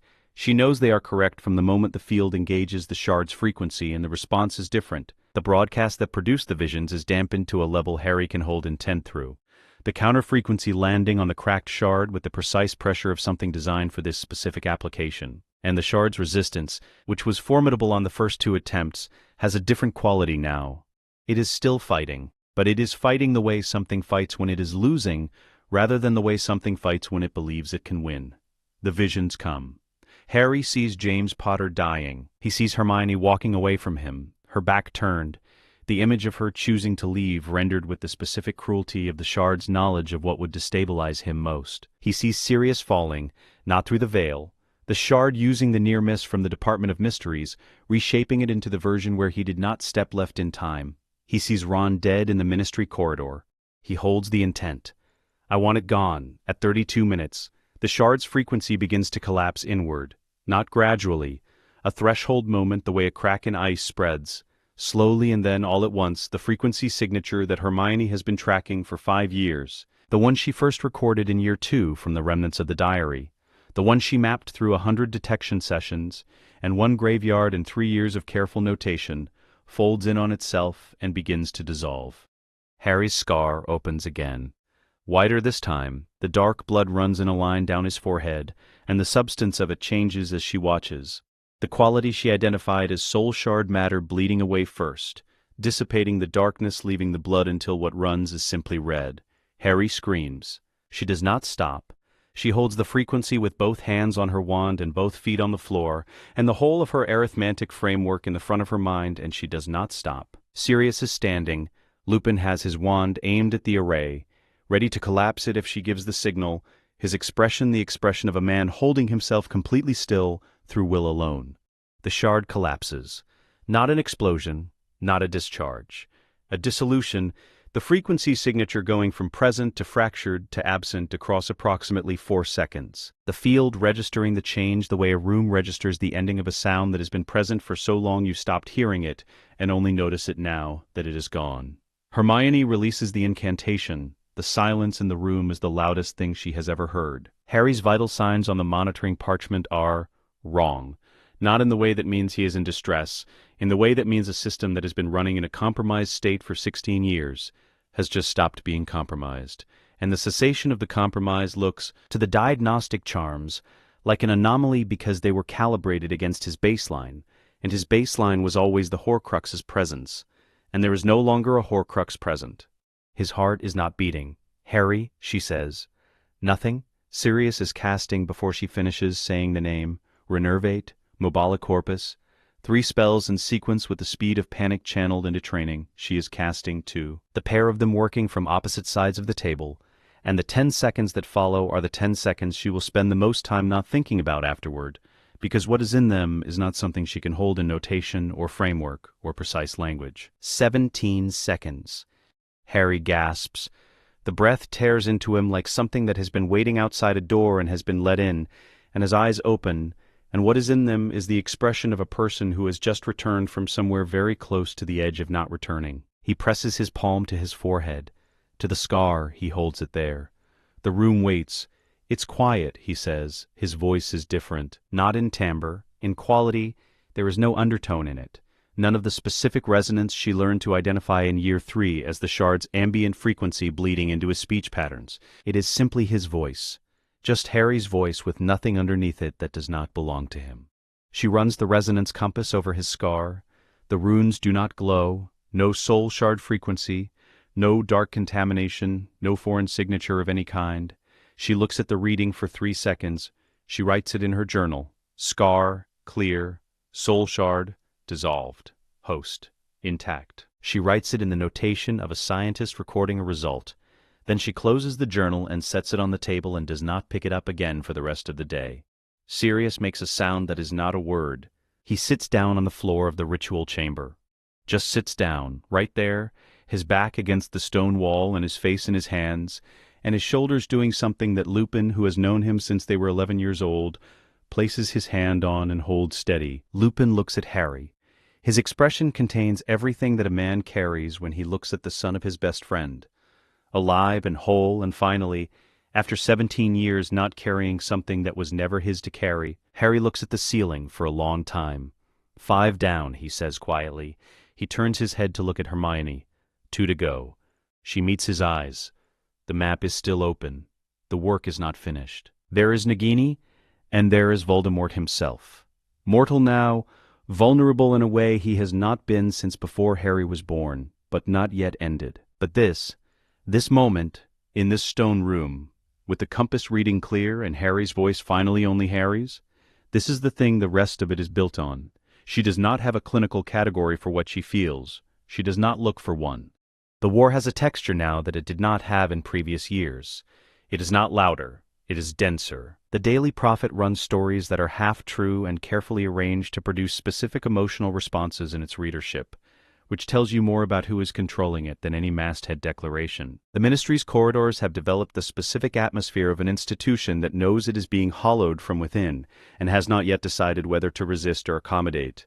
Fudge is gone. His replacement, Rufus Scrimgeour, is harder and cleverer and also compromised in different ways that Hermione has been mapping since his appointment. The Death Eaters move differently now than they did in year 5. They are not hiding.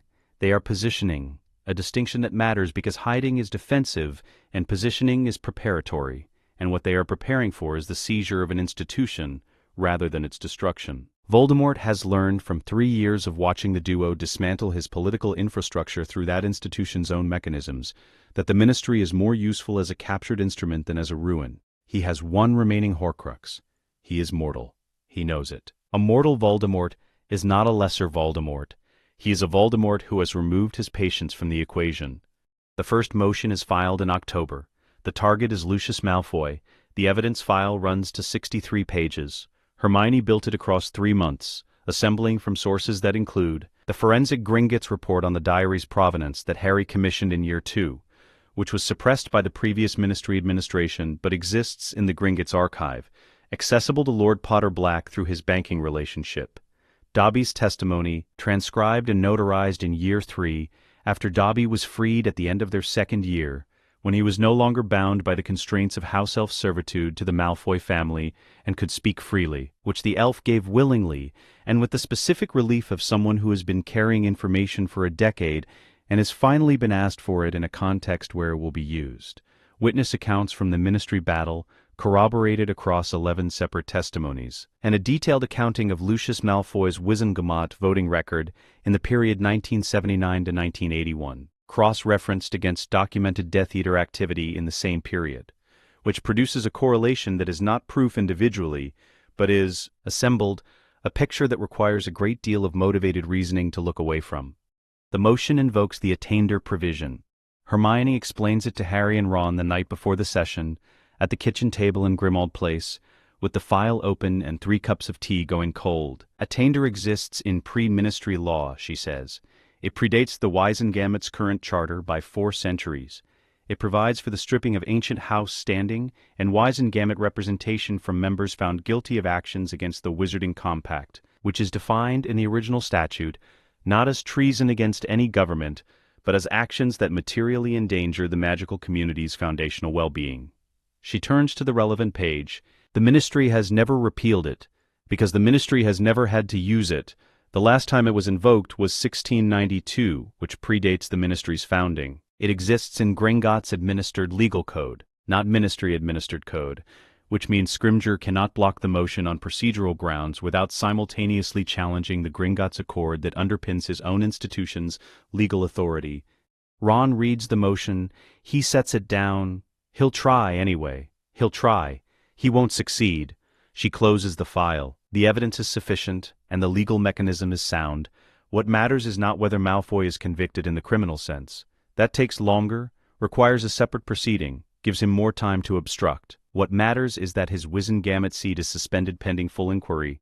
He loses his vote. He loses his platform. He loses the political cover that has protected him for 20 years. She pauses, and we do it through the institution's own architecture. Which is the point, Harry says.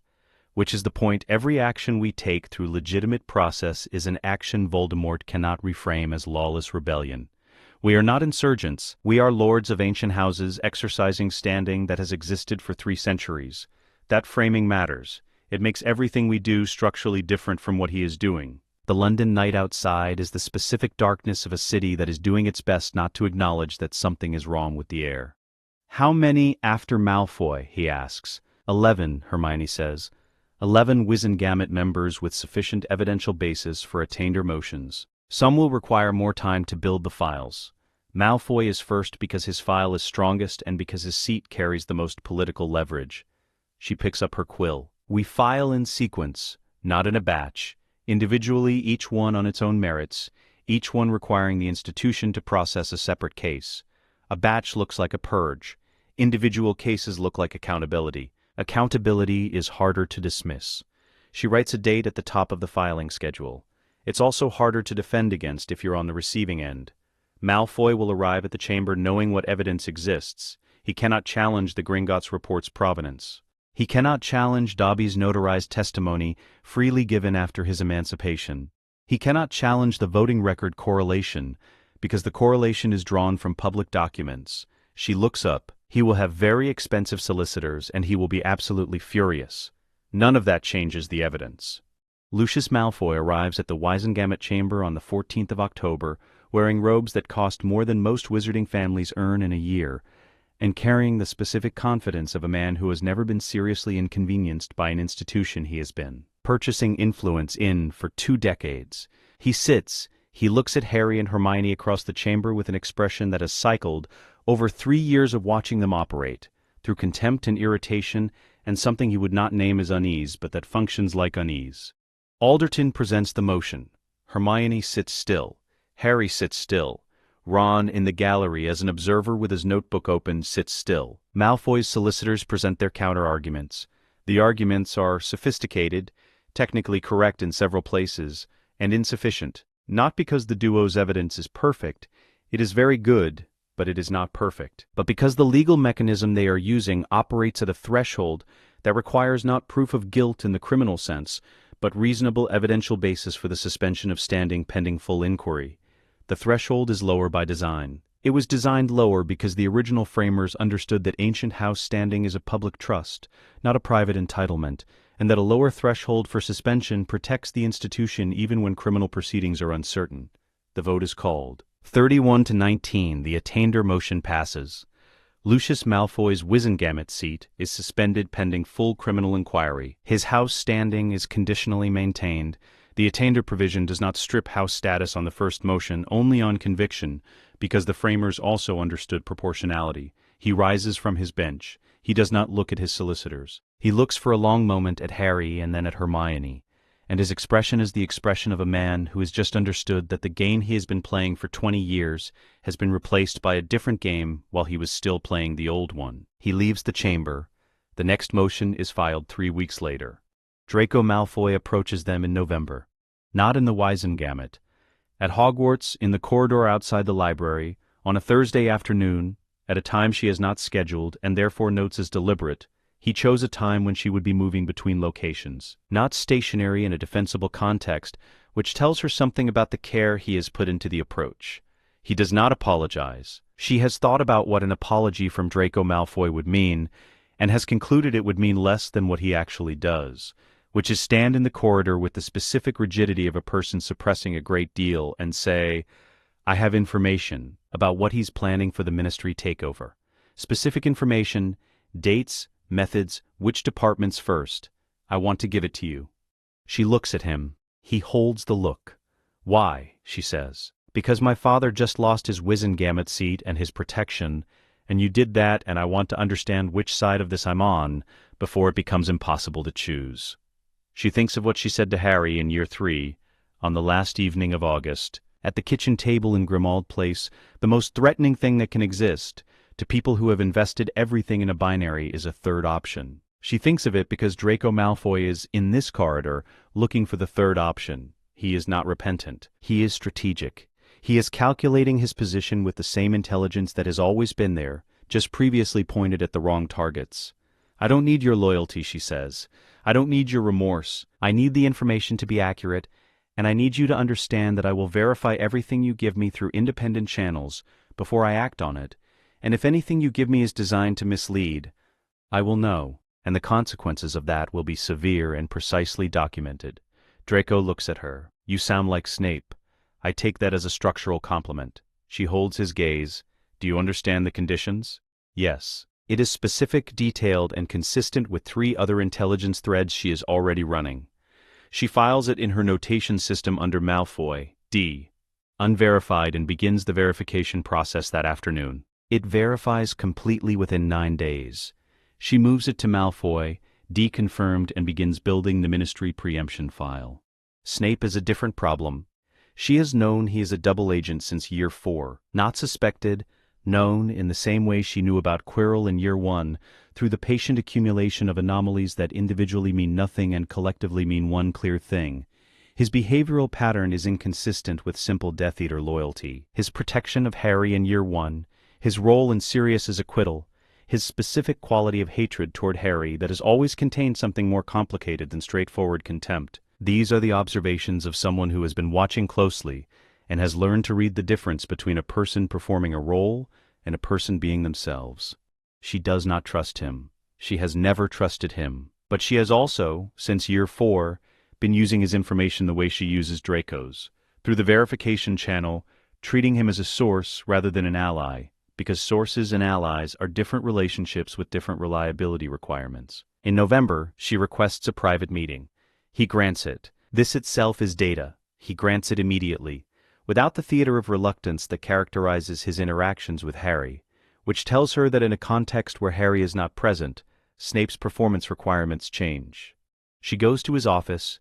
She sits down without being invited to sit. She places her verified intelligence file on his desk. Not the full file, a summary, specific enough to demonstrate the depth of what she has built, but not so complete that it reveals all her sources. "I know what you are," she says. "I have known since year 4. I have not told anyone who would act on it precipitously." She pauses. "I am telling you now because we are entering the phase of this where your position becomes untenable unless you make an explicit choice. And I would rather you make that choice with full information than be forced into a decision under circumstances designed to remove your agency." Snape looks at her for a long moment. "You are 17 years old," he says. "Yes? And you are telling me you have been managing intelligence about my operational status since year 4. Managing, monitoring, and keeping it out of channels that would have had you killed before you were useful." She meets his eyes directly. "Which I would prefer to continue doing. But I need to know that the information flow is reciprocal. Not loyalty. I am not asking for loyalty. I am asking for verified intelligence exchange under the same conditions I apply to every other source." "What is your verification method?" he says. "Independent corroboration through at least 2 separate channels before action. Everything you give me goes through the same process as everything I receive from any source. If you give me something false, I will know. If you give me something true, I will use it and you will never know exactly how." She pauses. "Those are the terms, they are the same terms I offer everyone." At the notation on the cover page, which is dense and precise, and which he reads with the attention of a man who understands that he is looking at the work of someone who has been doing this for 3 years, and is very good at it. "Acceptable," he says. "The political infrastructure of Voldemort's Ministry takeover plan dismantles across November and December in the specific way that architectures dismantle when you remove the load-bearing elements first. Not collapse, redistribution, the weight transferring to remaining elements, those elements bending under loads they were not designed for. Small failures propagating upward through the structure. By December, 4 of his 11 Wizengamot allies have lost their seats. 3 others have voluntarily reduced their political activity, not converted, not turned, simply recognizing that the exposure risk has increased beyond their personal threshold. The Ministry's senior appointment pipeline, which Voldemort has been quietly seeding with sympathetic candidates for 3 years, has been disrupted by Ron's Provisional Governance Council work, which has been surfacing alternative candidates with the specific efficiency of a man who understands organizational dynamics, and has been preparing this for 2 years. Voldemort is watching the Wizengamot being stripped of his influence through its own mechanisms. He intended to take over a functioning institution. What he is finding is that the institution's most useful components, the legal architecture, the ancient house standing, the procedural channels, are being turned against his allies with a systematic precision that he cannot easily counter without revealing his hand. He accelerates. Harry receives the intelligence from 3 separate sources in the same week: Draco, Snape, and a contact in the Aurora office that Ron developed through the Provisional Governance Council work. All 3 confirm the same information. The attack on the Ministry is being moved forward. Spring, not summer. He puts the intelligence on the table at Grimmauld Place on a Friday evening in December and looks at Hermione and Ron. "He's coming," Harry says. "We know," Hermione says. "Are we ready?" At the network map, the capability matrix, the gap analysis he has been updating monthly since August, he looks at it with the specific assessment of someone who built a thing and has watched it develop beyond what he initially planned for, and is now taking a final, honest inventory of what it can bear. "Not everything is ready," he says. "It never will be, but enough is." He closes the notebook. "We're enough." Hermione looks at the frequency maps on the wall. 5 Horcruxes dissolved, Nagini remaining, 1 mortal Dark Lord with a collapsing political infrastructure and an accelerating timeline. 3 people at a kitchen table who have been building toward this for 6 years.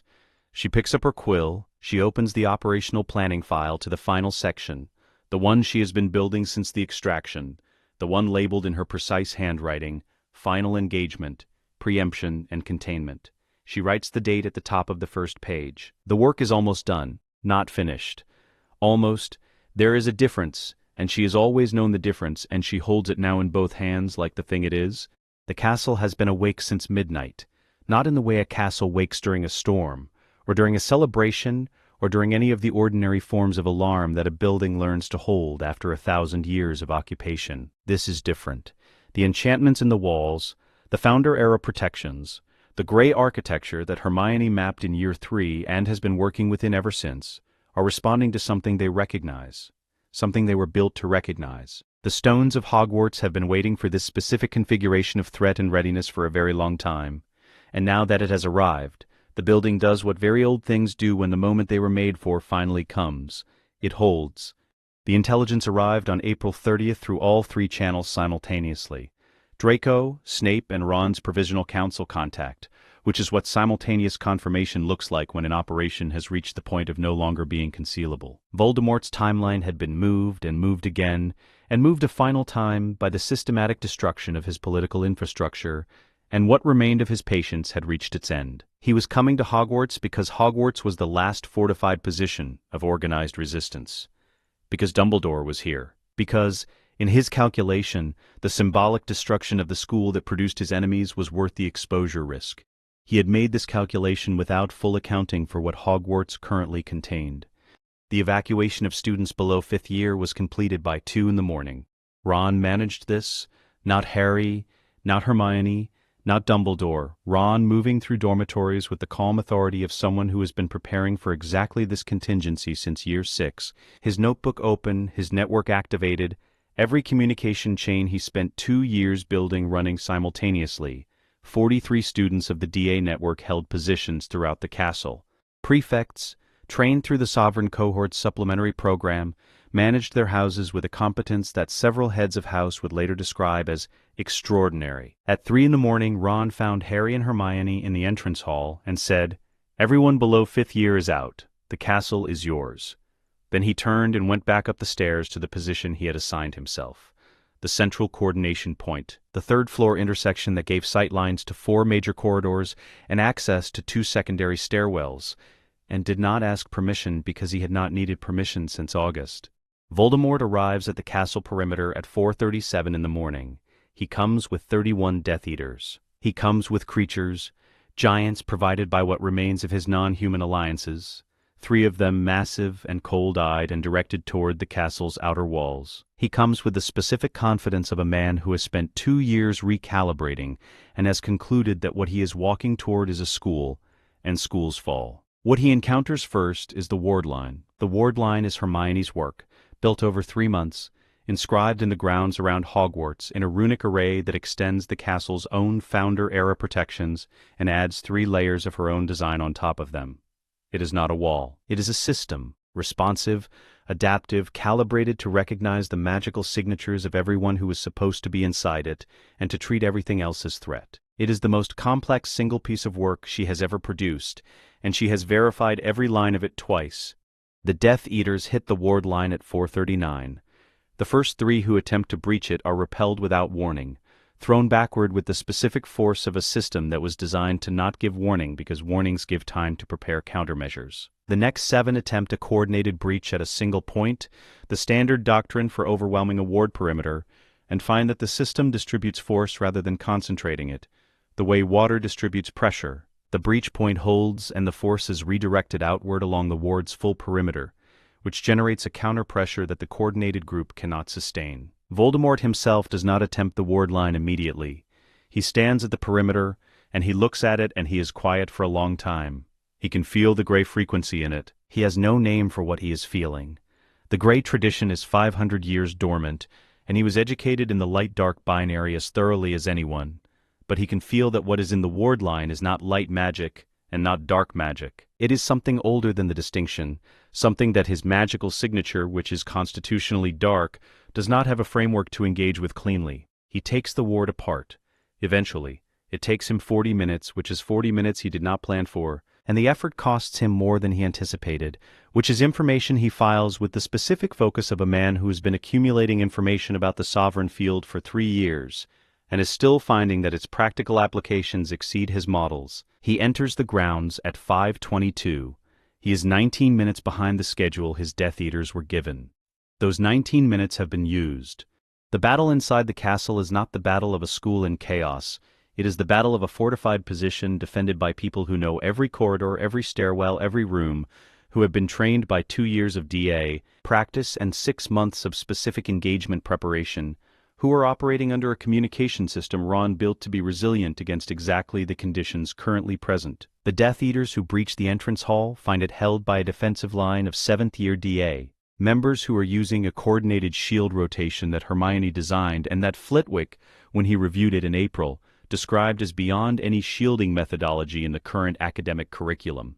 3 Death Eaters are disarmed in the first 90 seconds. 2 more are contained by Neville Longbottom, who has spent 6 months developing combat applications of his wandless herbology magic and has been waiting with the specific patience of someone who knows exactly what they are going to do when the moment arrives. The vines that come through the entrance hall's stone floor move with intent, not random, not scattered, precise, targeted, wrapping wand arms, pinning legs to the floor. Neville does not look heroic doing this. He looks like someone doing a job they are very good at and have been prepared for, which is more useful than heroic. Nagini comes through the east wing at 5:45. The snake is 12 feet long and moves with the specific purposeful intelligence of a creature that has been Voldemort's closest instrument for 20 years. She is the last Horcrux. She is also, Hermione has noted in her operational planning, the Horcrux that is most aware of its own nature, not conscious of it in the way a human would be conscious, but operating with the instinctive self-preservation of something that knows, at the level of embedded magical instruction, that it must survive. Neville is in the East Wing because Ron put him there, not as a primary combatant, as the designated Nagini contingency, a role Neville was briefed on in April, a role he accepted with the quiet seriousness that has characterized everything he has done since he discovered in Year 5's DA sessions that he was more capable than anyone had told him he was. He has Gryffindor's sword. It came to him in a room of requirement session in March, materialized from the Sorting Hat with the same logic it has always operated on. Need, genuine need, and the character to justify the need, and he has been training with it since, not as a weapon exactly, as an extension of the same principle that governs his wandless magic, intent made physical, will given an instrument. Nagini finds him in the east corridor and rears, and Neville looks at her with the expression he has been constructing since he understood what she is, and he says without dramatics, "I know what you are. I'm sorry for what was done to you, but I can't let you live." The sword finds its angle. Nagini falls. The last Horcrux ends not with ceremony, but with a boy who grew up being told he was ordinary, standing in a corridor and doing what needed to be done.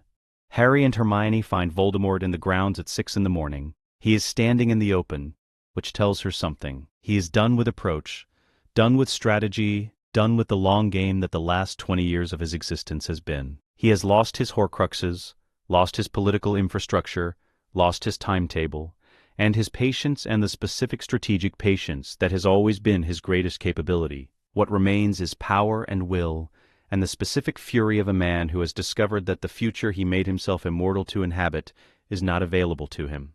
He is still the most powerful dark wizard alive. This is a real fact. She has never permitted herself to underestimate it, and she does not underestimate it now. He looks at Harry first, then at her. His red eyes move between them with the quality of assessment she recognizes from every significant opponent she has studied. The rapid recalibration of a mind that is taking in the reality of what is in front of it and discarding earlier models. "You destroyed them," he says. His voice is what it always is, cold, precise. The voice of someone who removed everything from themselves that was not useful and discovered that what remained was insufficient for the thing they had been trying to make. "Yes," Harry says, "all of them, all of them." A silence. Voldemort raises the Elder Wand. The curse is not Avada Kedavra. He does not use the killing curse on Harry Potter. He has not used it on Harry Potter since the graveyard, since the rebound that should have killed him and did not, and the Elder Wand's specific awareness of its own mastery makes the curse's trajectory in his hand uncertain in ways he is not willing to risk. He uses something else instead, a compound curse from a tradition older than the killing curse itself, a curse Hermione has no name for, designed not to kill but to unmake, to strip a wizard's magical core from the inside, to leave a living body with nothing inside it that matters. The sovereign field activates, not gradually, not as a response to intent. Before intent, before the curse fully leaves the wand. The field reads the dark frequency of what is incoming and generates the counter-response with the automatic speed of a system that has been running and calibrating and building its counter-frequency map for 6 years.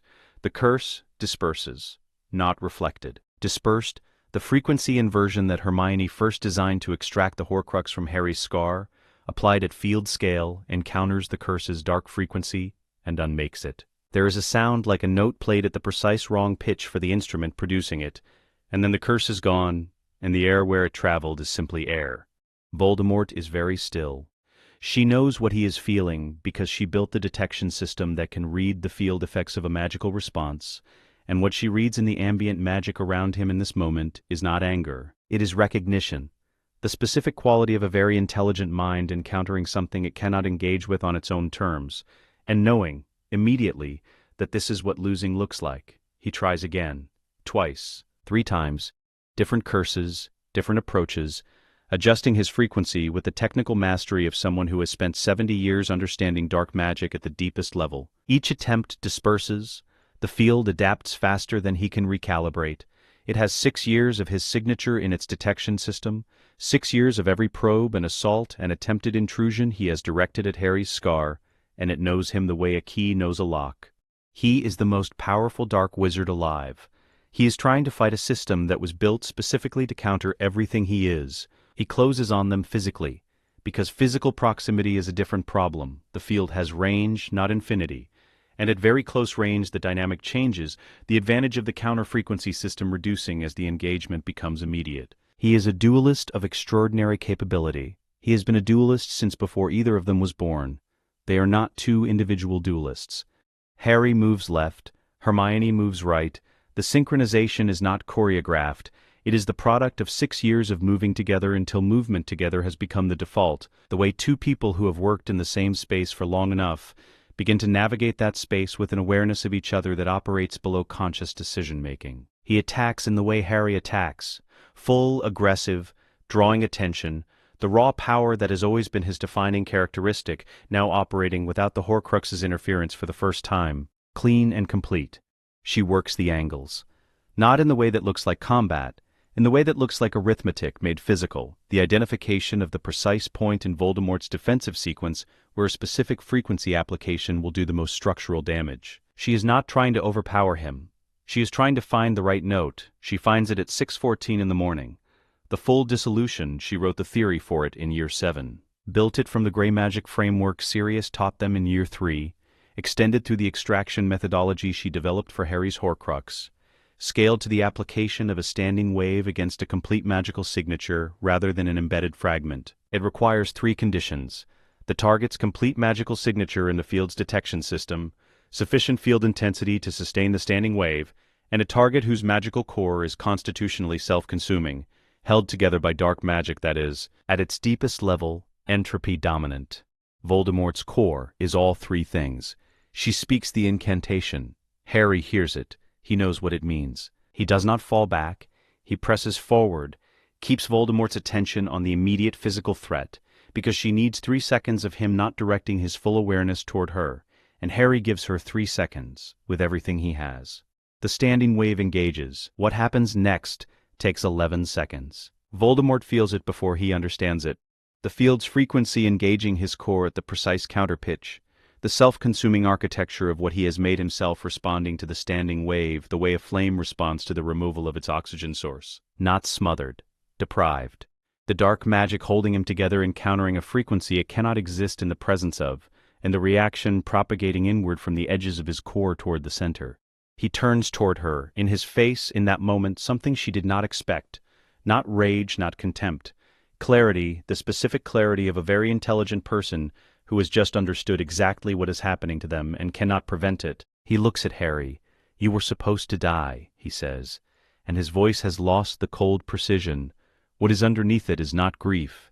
It is the older thing, the thing that was Tom Riddle's before Tom Riddle decided it was a liability and began removing it. The voice of someone who chose to be alone at every available opportunity, and is only now, at the end, understanding the specific cost of that choice.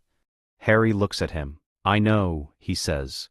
"There is no triumph in it, only the weight of everything that led here. the dissolution completes. Tom Riddle, born December 31st, 1926, dies in the grounds of Hogwarts School on a May morning, 68 years after he sat in its entrance hall as an 11-year-old and was sorted into a house he spent the rest of his life dishonoring. He does not fall dramatically, he does not rage. He becomes, for one moment, simply a man, old and tired, and finished, and then he is gone, not killed. Completed, the entropy that his own magic represented, turned finally inward, the work undone at the root. The grounds are quiet. The castle's enchantments, which have been running at maximum intensity since 4:37 this morning, settle, not deactivate, settle the way a building settles after the storm that was testing it passes, finding its new baseline, which is different from the old one. Harry stands in the May morning with the specific quality of a person who has been carrying something for 17 years and has just set it down and is still feeling the absence of the weight. He does not speak for a long time. Hermione is beside him. Her notation journal is not in her hand. She is not writing anything. She is simply present, in the way that the field is present. Not demonstrative, not loud, just structurally there. The castle doors open. Ron is in the doorway. He looks at them, at the empty ground between them and the castle wall, and he reads the situation with the spatial intelligence that has always been his particular capability. He nods once. They nod back. Inside, the hall is filling with the living. Survivors, coming out of corridors and rooms and the positions they held through the night, assembling in the way that people assemble after something enormous has ended, slowly, carefully, not yet certain that the enormous thing is really finished. Neville Longbottom is sitting on the entrance hall steps with the sword across his knees, and the expression of someone who did what they needed to do, and is now in the first minutes of understanding what it cost. Luna is beside him, not speaking, which is what he needs. Ginny moves through the hall with the efficiency of someone who has identified who is injured, and is organizing care, which is what she has been doing since year 6, and what she will do for the rest of her career. Cedric Diggory, alive because of a portkey and a fraction of a second and 4 years of preparation, is helping carry a stretcher with the specific quality of someone who knows they survived something they should not have, and has decided to spend the rest of their life justifying the survival. McGonagall stands in the center of the hall. She looks at Harry and Hermione when they enter. Her expression does not change. McGonagall's expressions are not the kind that change easily in public, but something in her posture does. The specific release of a tension that has been there since September of 1991, when a Sorting Hat spoke to a hall full of children and told them that something unprecedented had arrived in their school. She nods at them. They nod at her. The morning is full of what mornings after things like this are full of: grief and relief, and the long work of accounting for everyone and beginning to understand the shape of what the world is now. The war is over. The world is not fixed. It is never simply fixed. There are systems to rebuild, and laws to rewrite, and a generation of children who grew up in the shadow of this, and will need to be shown that the shadow is gone. There are people who will need convincing, and people who will resist, and an institution that will require years of sustained pressure before it reflects what it should reflect. All of that is true. It is also true that Tom Riddle is gone, and the morning is real, and the castle is standing, and everyone who was supposed to survive this did. Harry sits down on the entrance hall steps. Hermione sits beside him. They do not speak for a while. When they do, it is Hermione who speaks first, and what she says is not about the battle or the dissolution or the 6 years of work that led here. What she says is, "I need to write to my parents." Harry looks at her. "They've been worried," she says. He nods. He thinks of the Grangers, their kitchen, the phone call from the leaky cauldron in year 1, the guest room, the dinners, the way Helen Granger put food on the table without needing to understand everything that was happening to understand that the people at her table needed feeding. "Tell them it's over," he says. "Yes," she says. The morning light comes through the entrance hall doors, which are open, the castle breathing in the May air the way it always breathes in the first days of summer, because that is what it does, what it has always done, and what it will keep doing now. October 1998. 5 months later, the Wisengamot chamber looks the same as it always has. Same stone, same tiered benches, same horseshoe arrangement that forces every member to be visible to every other member. The portraits on the upper walls are the same portraits, former chief warlocks, former ministers, centuries of accumulated institutional authority rendered in oil paint and gold frames. Harry and Hermione walk in wearing their school robes. They have just finished their new teas. Yesterday, Harry's results were delivered by owl this morning, outstanding in defense, charms, transfiguration, and care of magical creatures. Hermione's results were also delivered this morning and contain 11 outstandings and a single exceeds expectations in astronomy, which she has noted in her journal as a statistical inevitability given the subject's observational methodology. The sky does not repeat itself on examination schedule, and certainty in a discipline that depends on celestial positioning requires a tolerance for variables she finds professionally uncomfortable. She has the document under her arm. 30 pages. 6 months of drafting, 4 rounds of revision, reviewed by Sirius, by Alderton, by Lupin, by McGonagall, by Amelia Bones, who has been acting minister since Scrimgeour's resignation in July, by Neville's grandmother Augusta Longbottom, who is 72 years old and holds 2 Wizengamot seats, and whose support was not available until Hermione had a 4-hour conversation with her in September that covered every structural objection Augusta had raised over 3 previous meetings. The document has a title, The Foundations Act. They take their seats in the Ancient Houses section, the chamber fills, 50 members, every seat occupied, mandatory attendance for emergency sessions, which this is, called by Lord Potterblack under his standing right as head of an ancient house. The gallery is full, press observers, family members, 3 goblins from Gringotts attending as formal witnesses, which has not happened in the history of the current ministry building and which required a procedural resolution that Alderton handled on Wednesday. Iron Scale is in the center of the goblin delegation. He is wearing, Hermione notes, his best hat. Dumbledore is present. He is not Chief Warlock. He stepped down from that position in August. Quietly, in a letter to the Wizengamot that was characteristically graceful and characteristically incomplete in its accounting of why. He sits in the gallery. He has his half-moon spectacles on and his hands folded in his lap, and he watches the chamber with the expression of a man who has made peace with a future he did not design. Harry distributes copies of the Foundations Act. Every member receives one. The room is quiet in the specific way rooms are quiet when 50 people are all reading the same document, and each of them is calculating what it means for them personally before they have finished calculating what it means structurally. Harry stands. Members of the Wizengamot, he begins. His voice is level and carries without performance. I present the Foundations Act, a comprehensive reform of magical Britain's legal, educational, and social structures. I ask that you read it carefully. Then I ask that you pass it. Hermione does not look at him. She is watching the room, reading faces, tracking the specific quality of attention each member is bringing to the document. She has mapped this chamber for 3 years. She knows which members will object on ideological grounds and which on procedural grounds, and which are calculating political cost before they have read past the second page. She has prepared for all of them. The debate lasts 6 hours.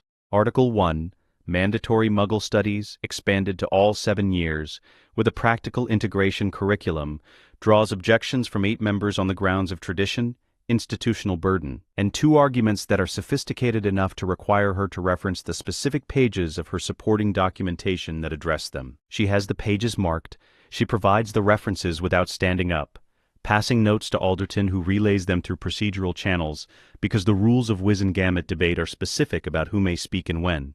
The vote, 32 to 18.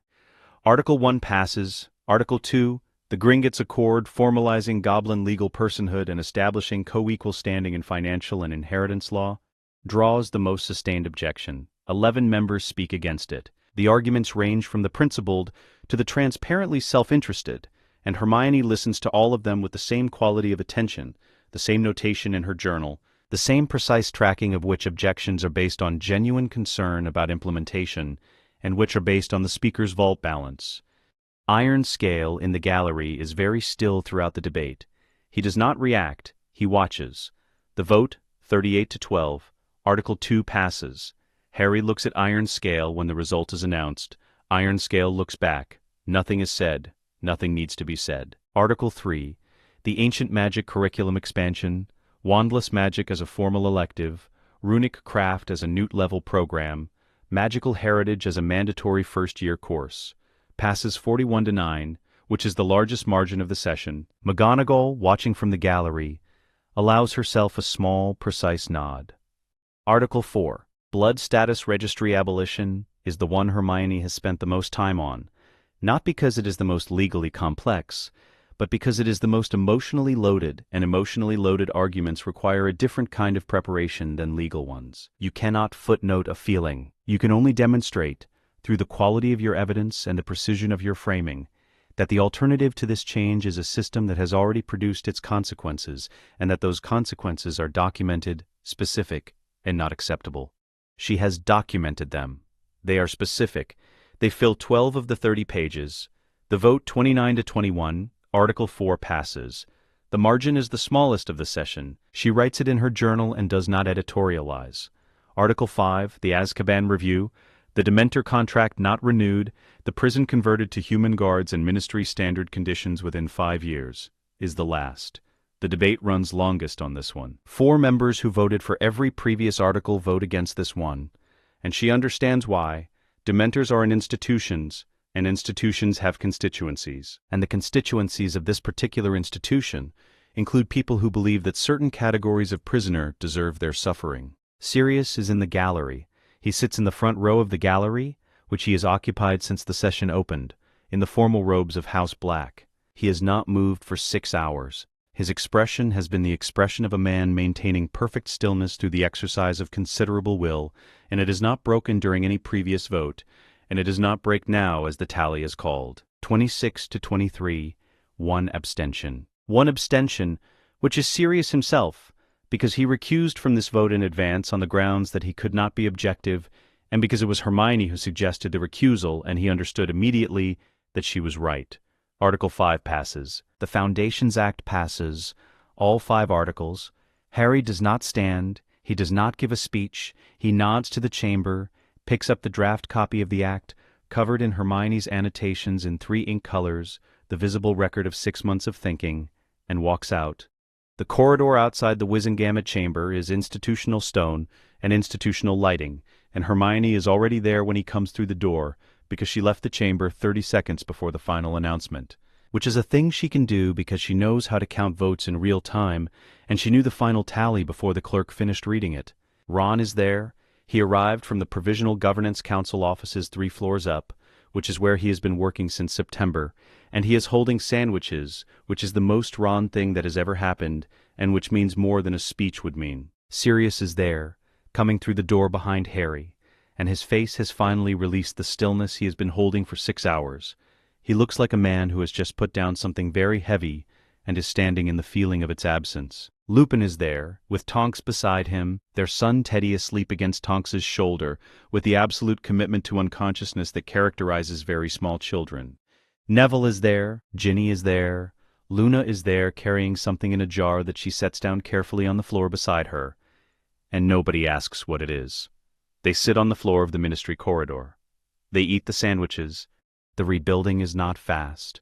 It is never fast. The Foundations Act passes in October, and the world does not change in November.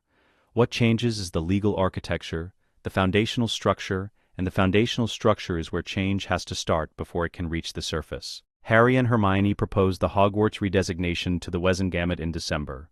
The school formally redesignated as a neutral institution, not affiliated with any political faction, not under ministry oversight, governed by an independent board. McGonagall is headmistress. The sovereign duo hold 2 permanent board seats. The argument Hermione makes in support of the motion is 4 minutes long and references the school's founding documents, the founder-era Grey tradition, and a single sentence from Hogwarts, a history that she has been waiting since year 1 to use in precisely this context. The motion passes without a formal vote, unanimous consent, which is the Wizengamot's mechanism for recording that an outcome is beyond reasonable objection. The curriculum reform follows. The house system is not abolished. They are pragmatic about institutional change, both of them, in the way that people are pragmatic when they have spent 6 years working within institutions, rather than against them. Identity structures that have existed for 1,000 years cannot simply be removed without leaving a vacuum, and vacuums fill with things you did not choose. What they add is a 5th track, the sovereign designation, for students who manifest advanced inter-wizardly resonance, or who elect to study Grey tradition alongside their house curriculum, or who simply want to learn magic in a framework that predates the light/dark binary. It is not mandatory. It is not prestigious in the way that the 4 houses are prestigious. In the first year, 11 students apply. Hermione teaches the theory, Harry teaches the practice. They agree on the train back from London in January, spectacularly underqualified for this, and the only people alive who can do it, which is the condition they have operated in since they were 11 years old, and have never found particularly paralyzing.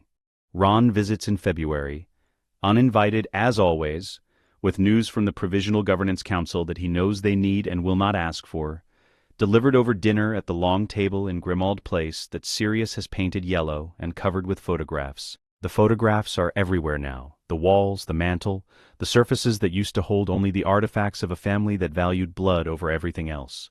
James and Lily, the Marauders, Harry at 7, learning to fly on a toy broomstick, Hermione at 9, sitting in the library with a stack of books that is taller than she is and an expression of complete satisfaction. Ron at 11, on the Hogwarts Express, with a particular look of a boy who has just sat down next to something interesting and decided to stay.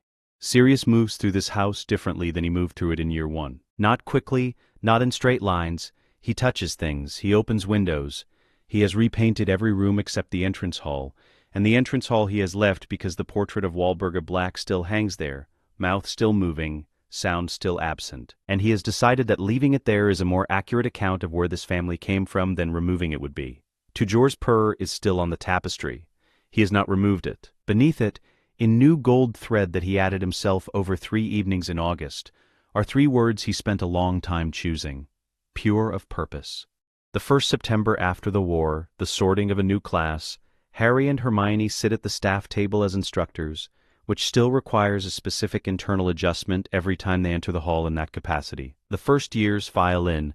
They are small and uncertain and carrying the specific energy of children who know the war is over, but have grown up in its shadow and are only now beginning to understand what a world without the shadow might be. The Sorting Hat sings its new song.